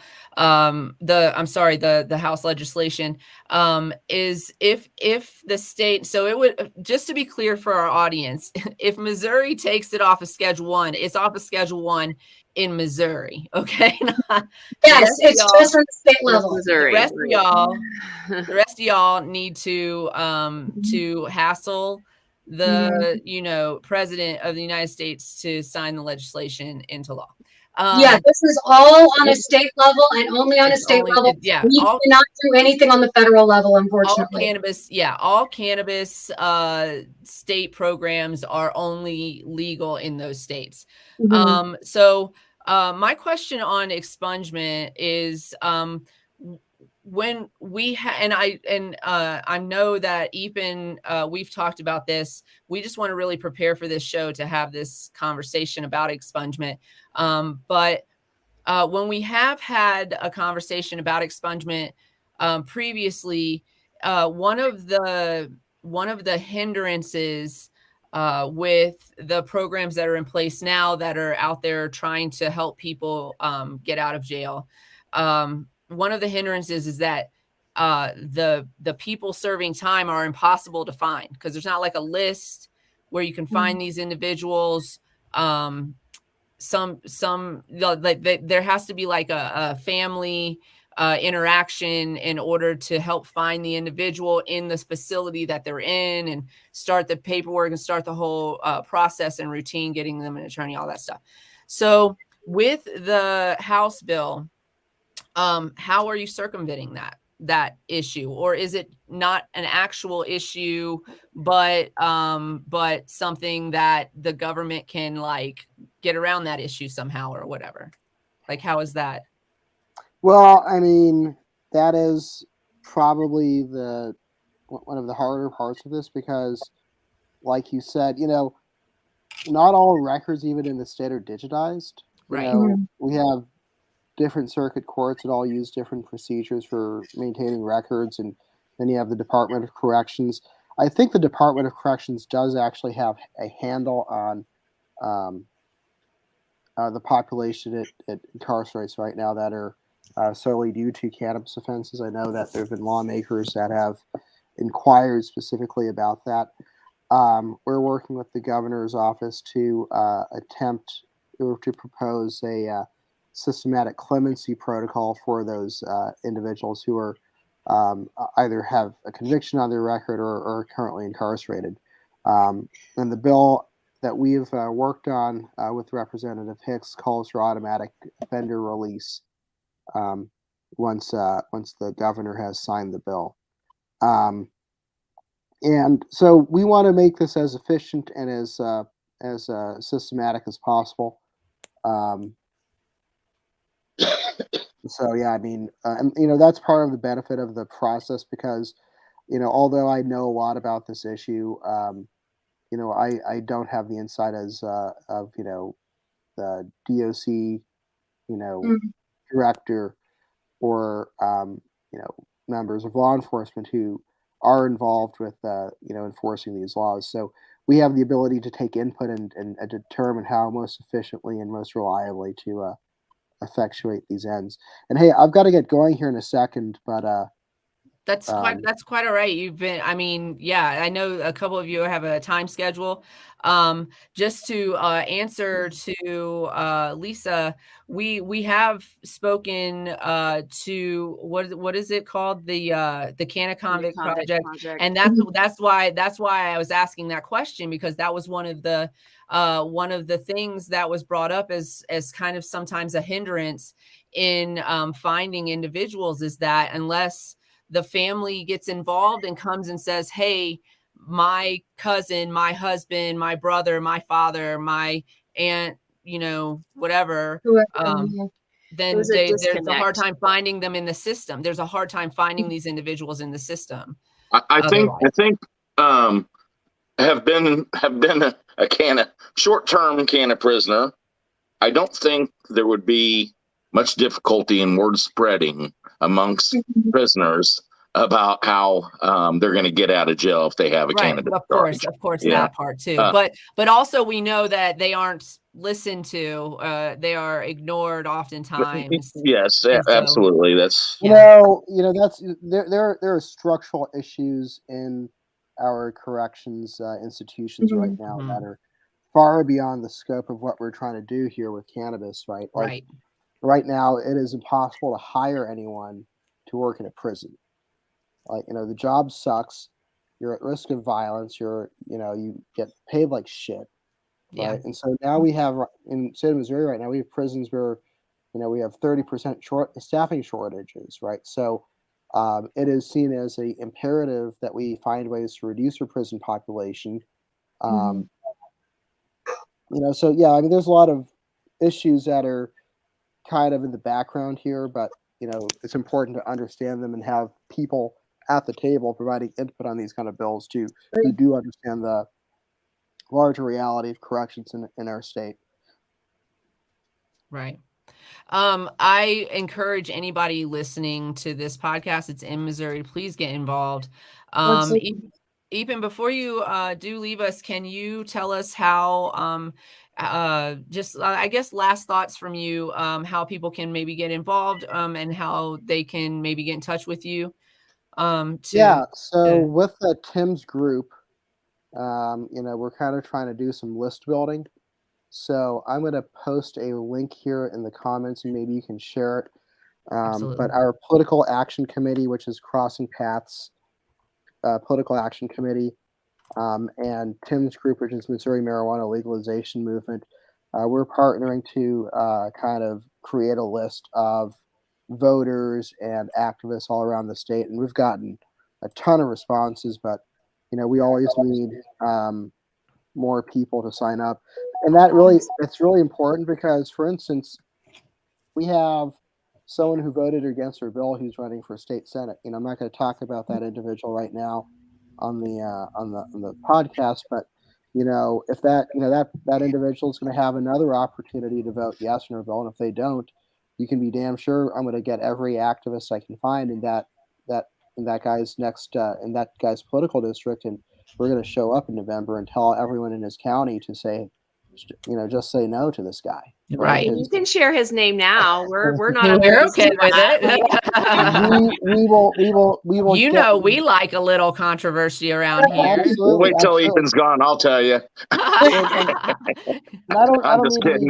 I don't mean to be disingenuous here, but like I said, we don't want to threaten anyone before Right. they've had the chance to make good, right? And there's still time in the process, and maybe they'll come around and see, hey, this was a mistake to vote this way. We shouldn't be trying to slow this legislation down. We should be trying to push it forward faster, right? So I don't want to get too adversarial with anyone right now, but you better believe after the legislature is done, May 13, we will take a look, who is our friend and who is our enemy, right? And we're not going to forget. We're not going to forget. We're gonna keep that list of names. We're gonna build our base. We're gonna talk to every voter in the state of Missouri we can find. We're gonna raise money. And that's one thing that we got to do is we got to raise money. As political political movements, get a lot of volunteers, but we got to have some people who are professionals working with us. Right. Right. We're going to raise money. We're going to show up in every district where we need to have our faces known.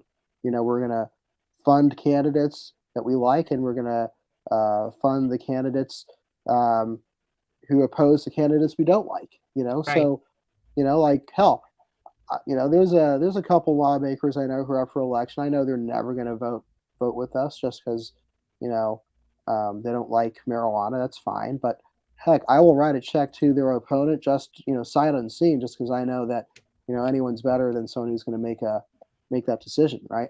This is what we're talking about when we talk about these things, because we talk about this all the time. Like, it is really important to know who you're voting for, know what they stand for. And if they're not standing for you, the person that is their constituent or their future constituent, then fund the other guy, then support the other guy, then put your walking shoes on for the other guy. I'll say this, Donald or Trump gal. knows it. Let me say this real quick. Donald Trump knows the only thing that's more popular in the state of Missouri than Donald Trump is marijuana, right? See, there you go. I want to touch on even talking about the money thing. And so me and Christina and a few others have been the only people that have been down there lobbying, literally walking into the reps and senators' offices. We don't get paid. And I'm not, this is about over, but we need to have people in those offices. We need phone calls. And Ethan said he's going to leave the you left the link, correct? Ethan, Yes, is that what I we heard? have the links. But nonetheless, it takes money to pay people to lobby as well. Ethan can't walk into every one of those offices down there, and he's busy as hell. He consuming a lot of time. So there does need to be people paid to lobby all these legislators and let them know what their constituents think about this, and let them know, like organizations like mine, that we'll put you on blast if you are against this, Absolutely. and because they need their constituents more than they need that money, and they're not going to get that money if they don't have a job. And I just want to say too, full transparency on this show. If you're listening to the show and you want, everybody here is in support of the House Bill 2704. That seems to be the bill that is for the people more than for the corporations. Sounds like corporate bill or corporate ballot initiative for the people is the legislation. That's what it sounds like to me. But if you want to come on the show, if you're hearing me and you want to come on the show and have that conversation and tell us why we're wrong, we will be happy to listen to you. I'm obviously going to bring one of these lovely guests back, but this was an open call for anybody who wanted to come on to talk about either Legal Missouri or House Bill 2704, which is also, what were you calling it? The Can of Freedom Bill? Is that what's called? The Cannabis Freedom Act. The Cannabis Freedom Act, which is also called the Cannabis Freedom Act. So interchangeable there, the House Bill. So yeah, I mean, Absolutely. We would love I was to. hoping that you would have somebody on here. I was too. I would have loved that. How can a regular person differentiate? Because we're throwing these terms around. We've clarified, but if you're signing a petition, I'm sorry, Don't but sign if you're signing, don't sign a petition. don't sign anything. Because sign that's what Don't gets it sign on the ballot. Everyone. That's what we're saying. And we're relying on our legislators to take care of the rare work that for we us. say that. It's rare that we say that. You're right. I mean, look, like I said, I myself have collected tens of thousands of signatures over the years trying to get ballot initiatives through. This year, I'm saying if you're signing your signature to a ballot initiative, you're for that monopoly. You're supporting that monopoly that put the whole entire marijuana monopoly together and to continue to support it. So it's real easy to separate. Don't sign nothing. Don't sign anything. Yeah. In this particular instance. And there is one other, listen, I want to be clear too. There is one other initiative out there. Yes, please. FAM, which they don't have enough things. They don't have enough signatures out there. So it's kind of hard to say don't sign a petition when you want these guys to win. They've got a decent ballot initiative. Again, they went through the same things I did, found out that it takes money to get this done, and it takes supporters, and it takes special interests to get it through. So that's why I've moved from ballot initiatives are bad to let our lawmakers do this. I was up until a few weeks back when I started, a couple of months now, in my organization, it was against the rules to mention a politician or a party. That was part of my rules. And it's kind of crazy that this is all changed now that, I don't want to call them lesser two evils, but No, I feel what you're saying. I was actually quite surprised that this bill was sponsored by a Republican, because oftentimes when we see negative political press about cannabis, it is always coming from a Republican. So I was really happy and surprised. I was actually hoping that Ron Hicks could join us, but hopefully we'll be able to talk to him and maybe get on his schedule and have him on the show to come, chit chat with us a little bit. We'll pressure him to do it. Come on up to Jeff City sometime. Oh, don't invite me to a good time. We'll have to coordinate. I will get in my car trip. right now, and I will be in Missouri. Okay. Well, hey guys, I'm out. I gotta run. Thank you. Thanks so much, Ethan. Thanks for joining Thanks, us. We'll have you back again soon. For sure, we will. Absolutely.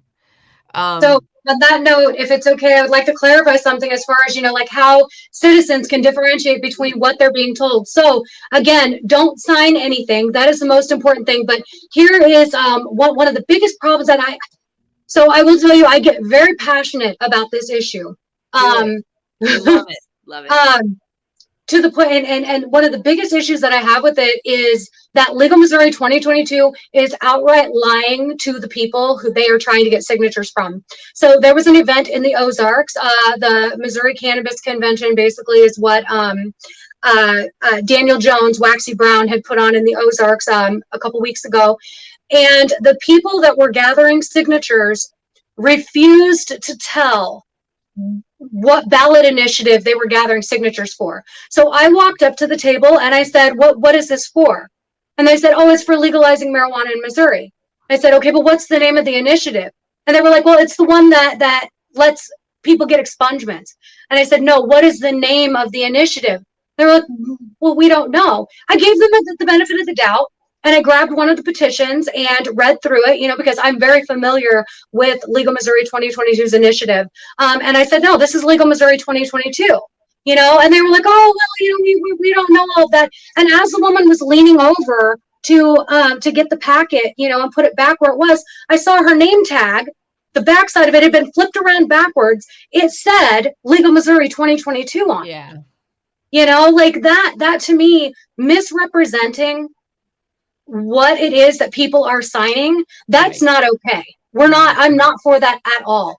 And I will get very vocal. Yeah, I get very vocal about it. Just because I don't think that that's right. That's what happened with the medical monopoly. So, and I've had dozens of people in the group reach out to me and tell me, that they've had similar experiences asking signature collectors what initiative it is. And these people refuse to say it. And it's because they're being met with so much opposition to Say the it ballot. with your chest. If this is what you stand behind, say it Yeah. with your chest. Say it with your whole Absolutely. chest. I think a lot of them. I think a lot of them don't even know what they are collecting signatures for. Yeah, So one big thing Right. that's going on right now. There's be a good that. chance that they might not get enough signatures to get to the ballot. But Okay. there's something really odd about that. The medical initiative made it in 2.5 months. Mhm. It got from they were had a ballot going through, didn't collect signatures on it, and then so it was coming up towards almost the end of the year, and I was like, there's no way they're going to get enough signatures. Mhm. Honest to God, January came around, so the signatures are due May 8th, and it came around to the end of the year or the beginning of the year, and January was almost all the way through, and finally they got a ballot initiative approved from the Secretary of State, and I'm like, why? You're not going to get enough signatures. They got enough signatures in just a few months because they had the people standing behind them at the time that didn't know any better. Yeah. Now they collected, I think, close to $500,000 over the weekend. Yes. And they're paying people $25 an hour and $3 a signature and giving them free trips to Wally World because Well, because they're why not? Right. Yeah, I mean they're struggling. It's my hope anyway that they are struggling to collect signatures, just because, and it's not that and this is a big distinction that we need to make. A lot of people think that the advocates who are fighting against Legal Missouri 2022 are against legalization, and that is not the case at all. We want legalization, very much so. We just want want it it done to be right. done the right way. And on the note of expungement, I know that Ethan was talking a little bit about that, but Representative Ashley Bland Manlove is working very closely with Representative Hicks. Both of these people are this is a bipartisan team right here. You have Ashley and you have Ron. They're on opposite sides of the spectrum, you would think, but they have partnered together on this issue because of how important it is. And as far as expungement goes, she is on top of it. I've worked with her pretty much since I first started going up to the Capitol. She was one of the first representatives that I met, and she is on top of this. Every single person. I mean, we know that that prohibition has disproportionately affected the minority community, and part of what we are fighting for is equality. We want to see everyone who has been hurt by prohibition made right. We want to see this made whole. So, and if you want to get involved, again, to really stress the importance of this, we have the right to get involved. Every single voter in Missouri has the right to speak up, but it's not going to happen if you don't actually do it. I go up to the Capitol. Nobody has to be paid to be able to walk into any one of those offices. All they have to do is go down there to the Capitol and walk into any one of the senators or representatives. It don't have to be their own representative or senator. That's probably the most effective way. But I want everybody to remember too. Does that mean that's what we need to do if we want to speak with Governor Paulus? We got to just go. Yeah, we got to go to his office. Yeah, maybe we do. Well, the governor's office is one little bit harder to get into, but the rest of them, you can just knock on the door and walk on in pretty much. So here's the thing, you guys. Politicians are kind of a different breed of animal, okay? Yeah. So your normal means of talking to other people is not necessarily going to be as effective with a politician. Say your emails, for example, okay? But showing up or making phone calls or writing a letter and sending it in. Yes. Those are effective means because let's face it, a lot of them tend to be older than they should be while still in office. And the ones that are not older than they should be still live in a kind of an antiquated place. We've ran into very little resistance of people that were, in fact, I think Christina will agree that I don't think there's anybody that was against the release the prisoners and expungement. Have you ran into that at all, Christina? I haven't myself. Okay, so I have run into a couple of representatives who still seem to think that criminals deserve to be in jail or in prison. These are people. These are definitely people who are still part of the reefer madness era. People who still believe, that people who smoke weed are schizophrenics and, all of that.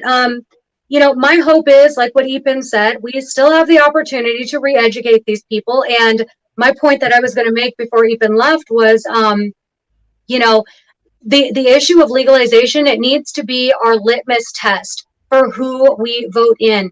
If a legislator is unwilling to listen to the people about marijuana legalization, they do not deserve to be in office. No, they do not. Absolutely. If they're not going to listen about something as benign, something as innocuous as cannabis, they are not going to listen to us about anything else. Anything else at Christina, all. let's make clear the point that I was bringing up, that it was few and far between of people that, so the major majority of the people wanted prisoners released and expungement, and so I just wanted that people to know where society is with this and where the law. Yes, there are the reefer madness people still out there, and our lawmakers especially, but overall, and these lawmakers know that the majority of people they know these polling numbers.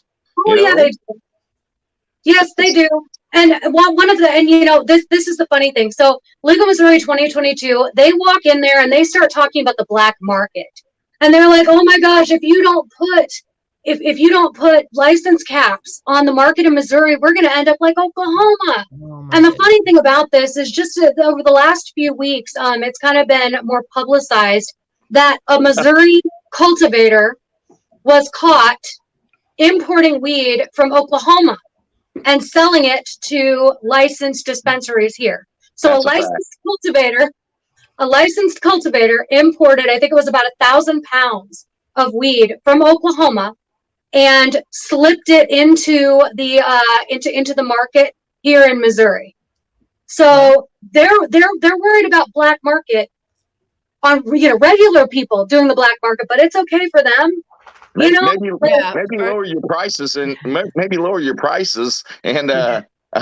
you wouldn't have that problem, because literally what was the guy? There was one guy that testified. I don't know his name. Christina, maybe you do, but it's irrelevant.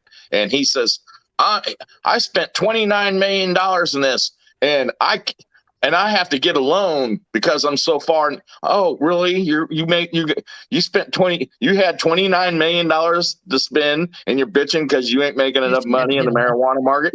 You just suck at it. Yeah.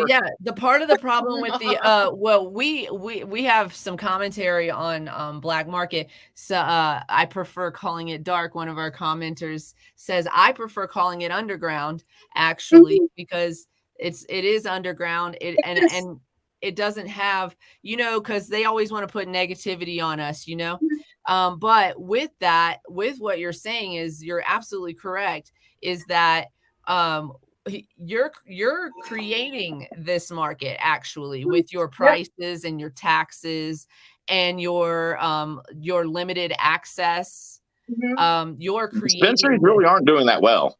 I read a comment that someone was saying, or one of them was saying that the not having a cap on licenses would lead to all of that.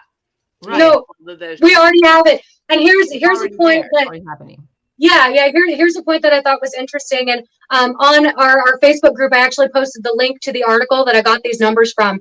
But in the first 11 months of 12 months of the program, according to this news article, our program made $113 million. So an ounce of weed is around $400. It averages about $400. If you take $113 million and you divide it by 4 ounces per month, because every patient's allowed to have 4 ounces per month, divide that by $400 per ounce.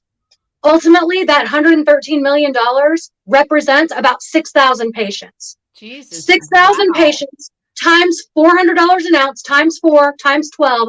That equals 113 million. Assuming Okay. that those 6,000 can like afford, right. If it was like, Yeah. Okay. So at the time that this article came out, there were 170,000 registered patients in Missouri. So think about the discrepancy that we have there. We are missing an astronomical amount of money. Even if not every patient, if every patient just bought 1 ounce per month, we should have made 831 million. About a little over 800 million. But Just Greenway Magazine reported a couple of days ago in their math. What was that? Missouri's $1 million a day right now is what we're making in cannabis. $1 million a day. That was reported by Greenway Magazine, I don't know, about 4 days ago. Okay. So here's the thing, is that the high prices are going to drive the underground market. Those numbers seem a little fudged to me, but I mean, it's probably because people aren't shopping on the regulated market. They can't afford to. You're right. And as far as like import, export, I had a question about that. Did they let this operator keep and maintain this imported product? No. So what they ultimately did, so DHSS froze all of the products that were tied back to this particular, import issue that happened. Currently, the dispensary that purchased the product from the cultivator who imported this illegally, they're suing them. They're suing this illegal importer, and they're saying, "Oh, we didn't know. We bought this, weed from you for $500 a pound." Okay, even though right now in Missouri, the average cost of legal weed in Missouri is around $2,500 up to $4,000 a pound. But they bought it for $500 a pound, and they did not know that it was illegal. They didn't know there was black market. It was moldy is why they got caught. It was apparently like plausible deniability or something like that. If you buy a Rolex, I'm in New York City right now. If I'm walking down the street, somebody offers me a Rolex for $100, then we know. I mean, come on now. Oh yeah, that's 100% legit, right? I wanted to answer. Lisa has asked this question before, but I think the answer is still not going to be to your liking because but the question was earlier posed that if Missouri takes cannabis off of Schedule 1, would it change like the HUD rules, the housing rules? And I'm going to say probably not, because those are under federal jurisdiction and not state. So HUD is under federal. So unfortunately, unless the president and his vice president stay true to the word that they gave us when they were elected to sign into legislation, decriminalization for the entire United States, expungement, and also would include descheduling cannabis. I'll be the devil. Unless it happens on the federal level, then it doesn't affect any of those types of programs. I will say though, state program, unless you're working with like a state program as opposed to a federal program. I will say though that the Cannabis Freedom Act makes it illegal to disclose who is on the list, basically. So if you're a medical patient, if you are registered anywhere as a cannabis consumer, it is illegal for anyone to disclose that information to anyone. And the other thing too is, as far as cultivation goes, right now in the state of Missouri, if you're a medical patient and you want to cultivate, you have to get a license, which means you have to register your name on a government list, and you have to waive your Fourth Amendment rights. You have to sign an agreement that says that you will grant DHSS, a state entity, on-demand access to your private property. Okay, without reason. They don't have to have a reason. If they say, we want to come into your house because you're growing and we want to take a look at your grow, you don't have a choice. You have to let them in. Under the Cannabis Freedom Act, right now, you do not have to register if you want to grow your personal cultivation limit. You know, you don't have to put your name on a government list. You also don't have to waive any Fourth Amendment protections. You know, so while HUD housing may not actually be addressed by this because it's on a state level, at least it does offer some protections about disclosure. You know, you may be a cannabis consumer, but you're not, no one's going to be able to tell whoever you're applying to, you know, or that's what you are, if that makes sense. That makes, yeah. Lisa, you wouldn't be able to grow under that because again, it's a federal jurisdiction situation. That's one thing that Missouri, that 2704 does is, so when federal does apply, so every state's got its own constitution, got its own drug schedule. What would happen is we've made all the provisions for to work with the federal government. So when they do legalize, Missouri would be the first not to have to change their constitution and their laws because we've already opened up to commerce to do with the federal government. The other thing would be, the other thing that I would say would be an advance that Missouri could do is include an import-export. That is something. So, all right. And again, we're going to do a comparison here. So under the Cannabis Freedom Act, any business is allowed to engage in commerce. You know, if federal legalization happens, if it becomes legal, under the constitutional amendment, Legal Missouri 2022, only the members of the monopoly are going to be allowed to do it. You know, so if they included, I know, right? They included a provision in there that says that only people who are currently part of the monopoly are going to be allowed to engage in any kind of interstate commerce if federal legalization happens. You know, so that is a huge. What the creating a class system within I know, It's just like literally they're creating a class system within the industry. Yes, absolutely. When I said I used my group to, when I said I would use my group to expose the medical monopoly, that's what I did. And I did that for and then it finally come down to the end to where this was going to be it. And then we had Brad Bradshaw. I don't know if you guys are familiar with what we were going through in Missouri, that we had. So we had a choice, and it was going to be one guy who was going to be the marijuana czar, or it was going to be New Approach. I call it New Approach. It's Legal Missouri 22. It's all three the same people. It has been the same people since 2012, and this is why I got so frustrated, and I started exposing them.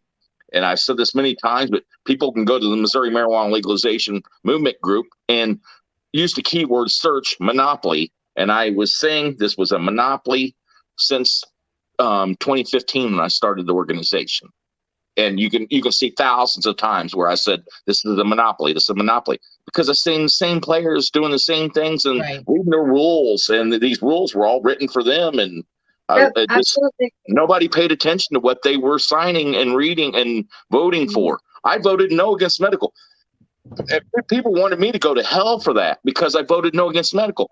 I wanted sensible legalization, real legalization. And so this is what we're talking about too. Like, look at the medical program and how it's been kind of fucked up in Missouri. Not kind of, I'm being nice, but so then it's difficult to like change, and then now it's going to be difficult to change those things. Yeah, you can't change it. It's a constitutional amendment. Yeah, a constitutional amendment. What people need to take away from this is, one, do not sign anything. You know, Fair Access Missouri's initiative, it's a better option than Legal Missouri 2022. It's still extremely confusing. And because the signature gatherers aren't being honest about it, just across the board, do not sign anything. In Missouri. If you want legalization to happen, if you're gonna sign something, but like understand what you're reading, understand what you're signing. But in Missouri, for legalization, don't sign anything. Yes, if you do all the reading, if you do all of the research, and you decide that you do still want to sign this, then that is your right completely. But at least be educated on it first. You know, that is my point. Don't sign anything before you fully understand it. We'll put that in there for clarification. The medical initiative has 16 pages of regulations. Okay, hold on. An amazing Freeman, you are late to the party, my man. We are an hour and 53 minutes into this conversation, but when you watch it on the playback, it explains all of why she just said what she said. Yeah, absolutely. So, and then, I also have a brief summary, an easy to read summary pinned in our Facebook group. Show me Canna Freedom on Facebook. It is a very simple line by line comparison. You know, and here's another important thing to note. A lot of people, whenever the Cannabis Freedom Act or HB 2704, when it came out of committee, a lot of people were really upset about the amendments that our opponents managed to try slipping in there. You need to understand these amendments are not permanent. Okay, so right now we are not panicking. We're not freaking out. We knew this was going to be a fight. We need to call our legislators and make sure they know we don't want these amendments in there. So just be aware, it's not permanent. So right now in our group, though, we have this line by line comparison to explain that. Yeah. And the other takeaway from this, don't sign the petition unless you know what you're signing. And then the second thing is, if you want this to happen, call your legislators. For the love of God, if you have not ever made a phone call, sent an email, gone to the Capitol in your life, now is the time to do it. Ethan was saying there's 5 weeks. We have 5 weeks. 5 weeks. Right? So start like every day, you guys. You guys, listen, we talk about this all the time, but and I'm guilty too. Scroll. We spend all this time on our phone. Do something with that time. Take 5 minutes, 3 minutes, whatever it takes. Call your legislator, tell them you're in favor of HB 2704 minus whatever amendments. Educate yourself. You have to know. You talk about the 5 weeks. On your website or on your links, do you have legislator telephone numbers? Yes, I was going to say, so I have a full copy and paste email list for all of our representatives and our senators. I'm also working on a copy and paste email that people can use, but it is much more effective if you use your own words. If obviously, you know, if you're not comfortable crafting an email or, you know, having a phone conversation about this, that's fine. You can use the copy and paste form, but it is always better to use your own words. You know, but that is also available on the group. It's pinned in the group. Show Me Can of Freedom. I wanted to add on something that you said about the amount of time. Legal 22 only has 3 weeks left themselves. So both these campaigns are just about over with. But what's positive about them and having the end in 3 weeks, if they lose and give up, that gives the legislators that much more power. Actually, Governor Parson said he wanted a legislative option. Wanted some marijuana legislation. So it's not. I think we have a really good chance. But I think once we don't get enough signature, or once they don't get enough signatures, hopefully if that's what happens, that's an easy way for it relieves me and Christina's job until November. Yeah, right. I mean, I've been going to the Capitol. Like I said, I'm out of town right now for a couple of weeks. But basically, you know, even before the Cannabis Freedom Act was filed, and it was literally just me. You know, I went up to the Capitol almost every other week. You know, to talk to our legislators. You can literally walk right in, as long as your legislator is not in a meeting or on the floor. You know, in session, you can walk right into the office and talk to them about this. You know, they'll tell you to come back if they're not there. They'll tell you when they'll be there. They'll tell you to come back. Not just in Missouri. Not just in Missouri. You're right. You can do anyone can do this. Your right. This is your right to talk to your representation. It is your right to be able to speak directly to the people who represent you. Absolutely. And it's not bad to do it all. It actually makes you feel pretty good when you've done it. Literally. Mm-hmm. And your influence matters. Like everybody, you know, a lot of people think, you know, whatever I say doesn't matter. If you show up in this person's office like once a week or once a month or whatever, they're gonna get to know you. They're gonna see you coming. Yeah. They're either gonna be happy to see you or not happy to see you. But either way, some of them lock their doors when they know that I'm in. Either way, you're creating a reaction and you're creating a thought process in their heads. They have to think about you now, and they have to think about what you're about. And one, you know, I have a quick story about something like this. When I was younger, I worked for a company that was an outsourcing company, and I worked as a runner for a law firm. So I would take all important documents, I would take them to the courthouse, other law firms, etc. Right? This is what I did. I get signatures, I come back, or, you know, whatever. I was working in this law firm, and there was an older attorney, and he wore a seersucker suit, and I was I don't know. I don't know why I just loved that so much, but I was just like, for some reason that was because he was different. You know, nobody wears seersucker suits. And so he was wearing this suit. And every morning I would see him in the hallway and I would say good morning to him.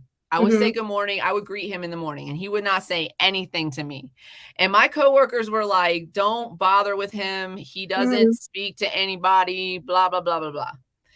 And one day, after like mornings and mornings and mornings of this, I mean, it was weeks. It was definitely at least weeks of this.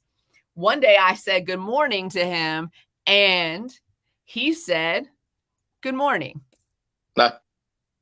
Wow. So he actually responded. He responded to me. And in a future time, he laughed at a joke I made. So like, you know what I'm saying? It just takes a little bit of persistence. Just be there, be the person. And you don't have to be unpleasant. You can just say, this is what I believe, and I would like you to represent me as your constituent. This is what I believe. I would like you to represent me as your constituent. You know what I'm saying? That's it. That's all you got to do. Yeah, you're completely right. Yeah. Be persistent. If this is what you listen, this is a life lesson for everybody. If this is what you want, be persistent. Yep. Absolutely. The Tides of Turn, it used to be about donations and money, but now they're realizing it is about their constituents, and the tides have changed, and their constituents are for legalization. Yeah, and they know this. It's an election year. They know we have the ability to basically force their hand this time around because it's an election year. You know, we can actually make this happen, but it does require everyone speaking up. You can't sit back and say, well, I don't have to send an email because, you know, Christina's walking around the Capitol. Yeah. You know, Christina goes once a week, you know, she'll tell them. No. Like I am one person. I have one voice. You know, I need everyone else behind me. Yeah, you know, representation matters too, and numbers matter. Those numbers matter. If you got one person versus I got 12 people, that's a different conversation altogether. Yeah, be a part of the process. If this is what you want, you've got to be a part of the process. You have to be there. Your voice has to be heard. And it's super simple. You can call your representatives. What I wanted to say too about election year, it is an election year. The most important elections, ladies and gentlemen, are coming right now. The most important ones. The national election is not the most important election.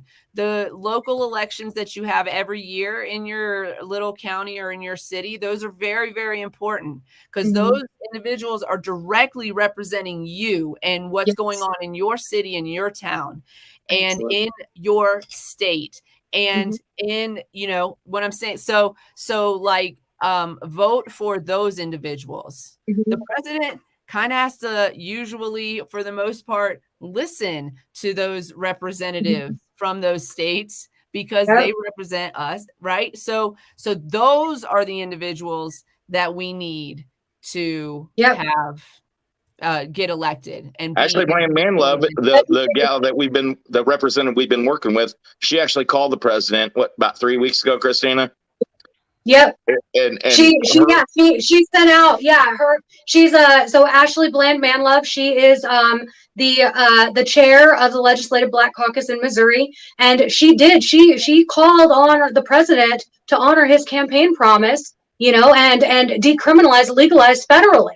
You know, she is able to do that as a representative. So, you know, if for some reason someone other than her had been elected, you know, who's to say that they would have done the same thing? You know, you need to know who you're voting for before you vote for them.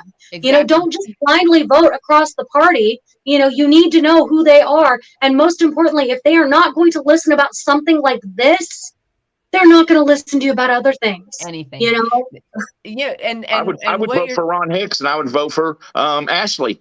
Ashley's a Democrat and Ron Hicks is a Republican. That's how we should vote. And that's how we should vote based on what they represent and what they stand for. And here's the thing. Both of you have said you can walk right in to your state representative's office as long as they're not in a meeting and they'll just be like, come back later or whatever. you can walk into those individuals' office. You know whose office you can't walk into? The President of the United States office. You know whose office they can walk into? The President of the United States office. So you need to be in their office because they have the capability and they have the direct line. Yep. Exactly. Yes, you're 100% right. Yeah. Exactly that. Lisa, so we've hit our 2-hour mark. So I just wanted to say one thing because Lisa was asking a question. I didn't want to leave it hanging in the air. So with federal legalization, I can't promise that HUD is going to jump on board and be like, yay, grow some plants in our apartments and yay, be on board with that. But I am saying that there is a better chance of that, that a federally run program would allow state provisions, legal state provisions to happen as long as you had the proper documentation. So it's a possibility, but that's also, you know, our next fight definitely needs to be on the federal level. You know, if we can all join together and make this happen in Missouri, imagine what would happen if we had everyone in every single state join together and tell our federal government, we aren't voting for your asses unless you do what we are asking you to do. You know, what kind of impact would that have? And you know, we want to do it and not the way they want to do it. We have literally exactly. about 5 people were involved in getting this. There's about 5 people of us that were involved. And Christina, she knew I had a huge organization, and we started talking. And finally, we agreed to work with each other because we didn't realize we were on the same page. But between a couple of representatives and what Christina did, and me seeing what Christina did, grew to now being on the House floor of further than any state in the United States. Again, nobody has ever asked to remove cannabis from the drug schedule.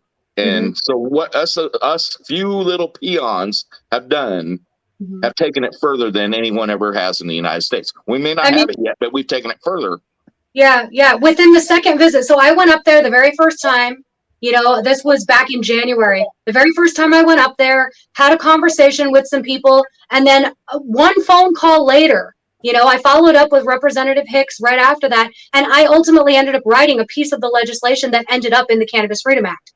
That was one in-person visit and one phone call.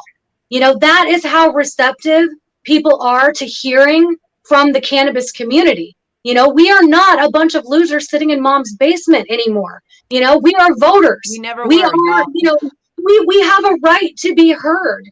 You know, and it is time that people actually that are legislators put aside this antiquated, you know, stigma involving, you know, reefer madness and actually give us a voice, you know, and respect our voices. We're not people to be ignored anymore, you know, and they need to see that. They need to see every single citizen who is part of the cannabis community step up and tell them what we want and make sure they understand if they do not give us what we want, we're done with them.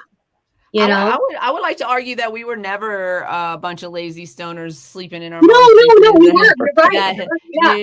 That's the stigma that they put on us because they're trying to keep it illegal and trying to make us look like we were lazy, right? But like if you really think about like some of the shit that hippies did, like there was no laziness there. And if you've ever successfully grown more than one even one sometimes can be a challenge, but if you've ever successfully grown multiple cannabis plants at the same time and gotten amazing results, that is not laziness. That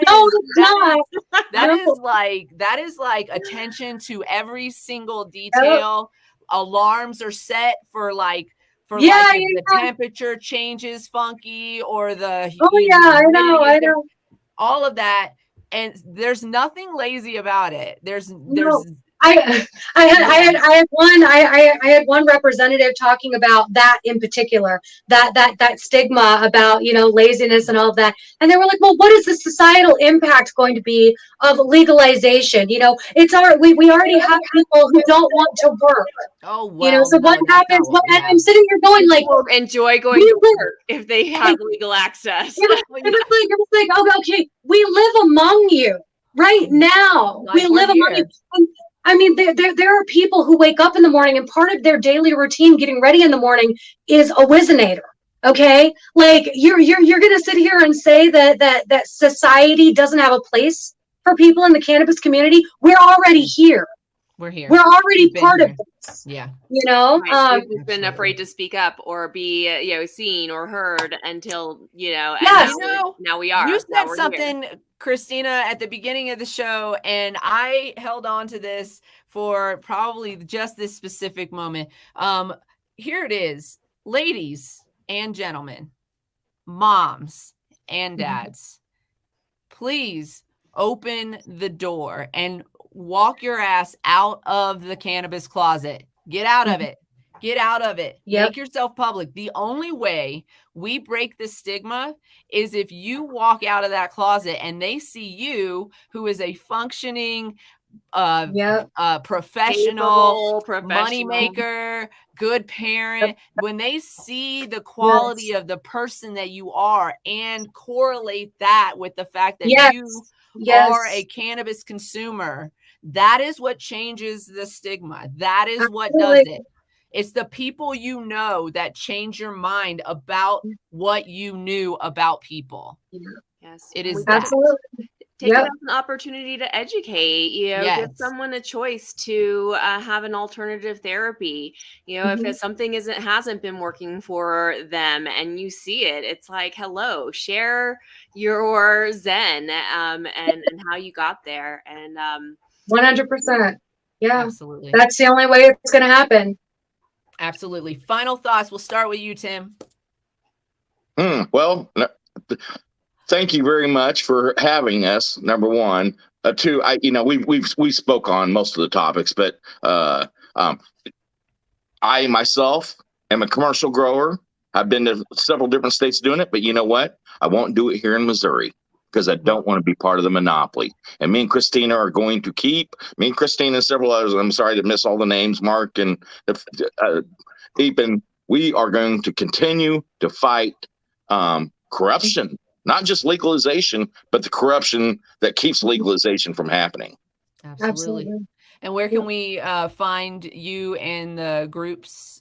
So the Missouri Marijuana Legalization Movement on Facebook is the easiest way to contact me. I've kept it pretty simple, but like I said, I've got 63,000 people involved in there.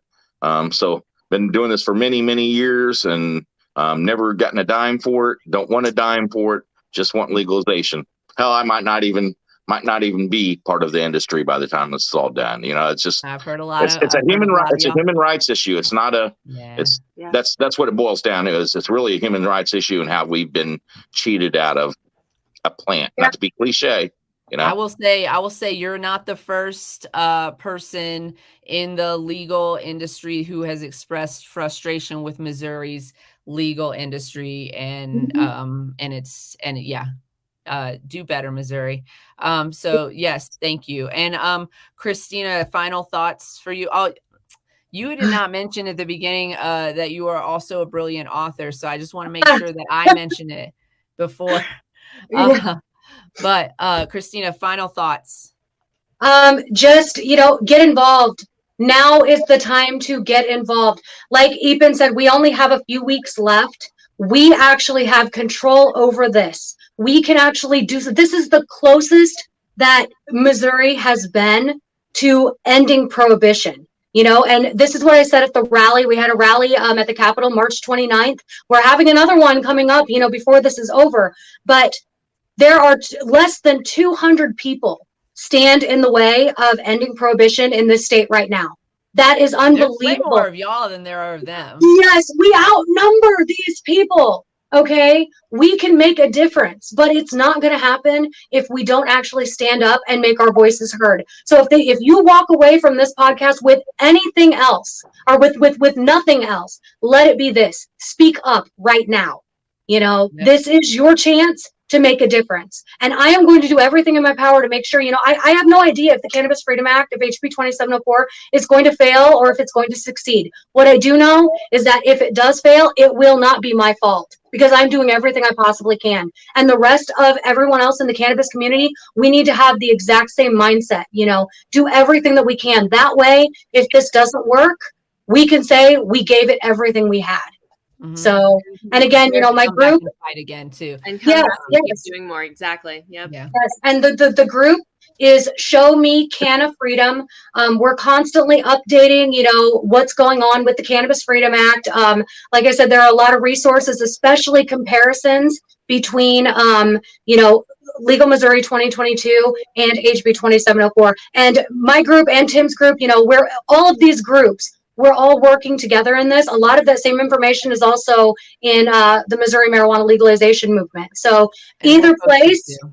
And Yeah, it looks that's like a Canna Corner will post a lot, cross post a lot of this too. absolutely. And Yeah. we'll So be playing this stream, which I don't know have a clue how to do so yet, but we'll be playing this stream gladly on our page. I will send you the links once they're up. So it usually takes 24 hours for it to be for the playback to be ready on YouTube, and then I'm actually gonna post it tomorrow on our Anchor channel, which is going to give us Spotify, Apple, and Awesome. Google. So it'll be on good. there. I hope we can help. I hope we can help you guys keep up the good work. Really. Thank you. Yeah. Thank you. Yeah, this is exactly what we want to use our platform for, to legalize cannabis the right way across the country. I think Missouri can be a great example of that. I've always believed that.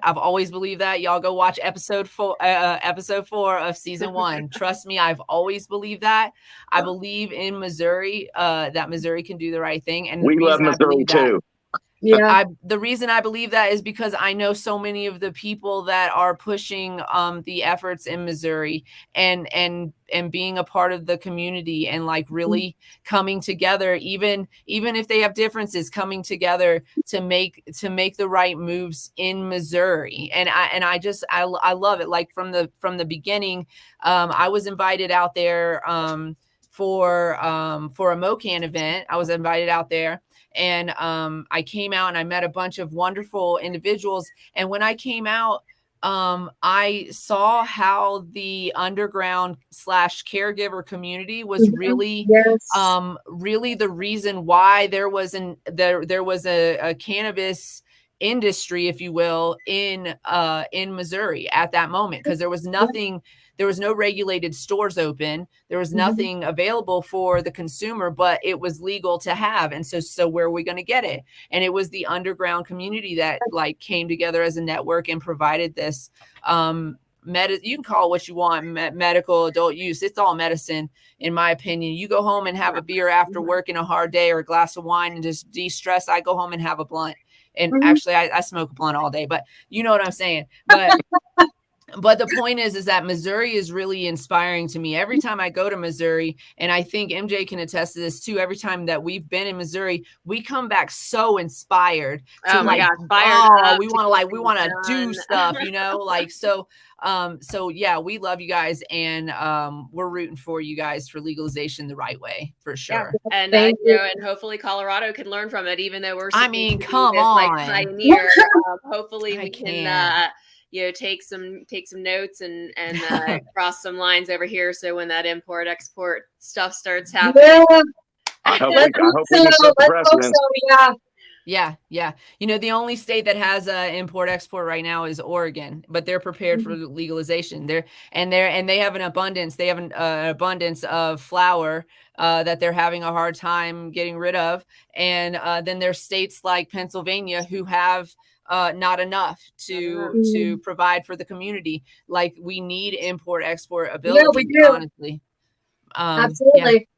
Yeah. So thank you so much for joining us, everybody. We are going to be on this Wednesday, but we are going to be taking the 27th off, because we're going to be actually on a radio program. So that's pretty exciting. Yeah. So we'll share stuff so you can tune into that, because it is live.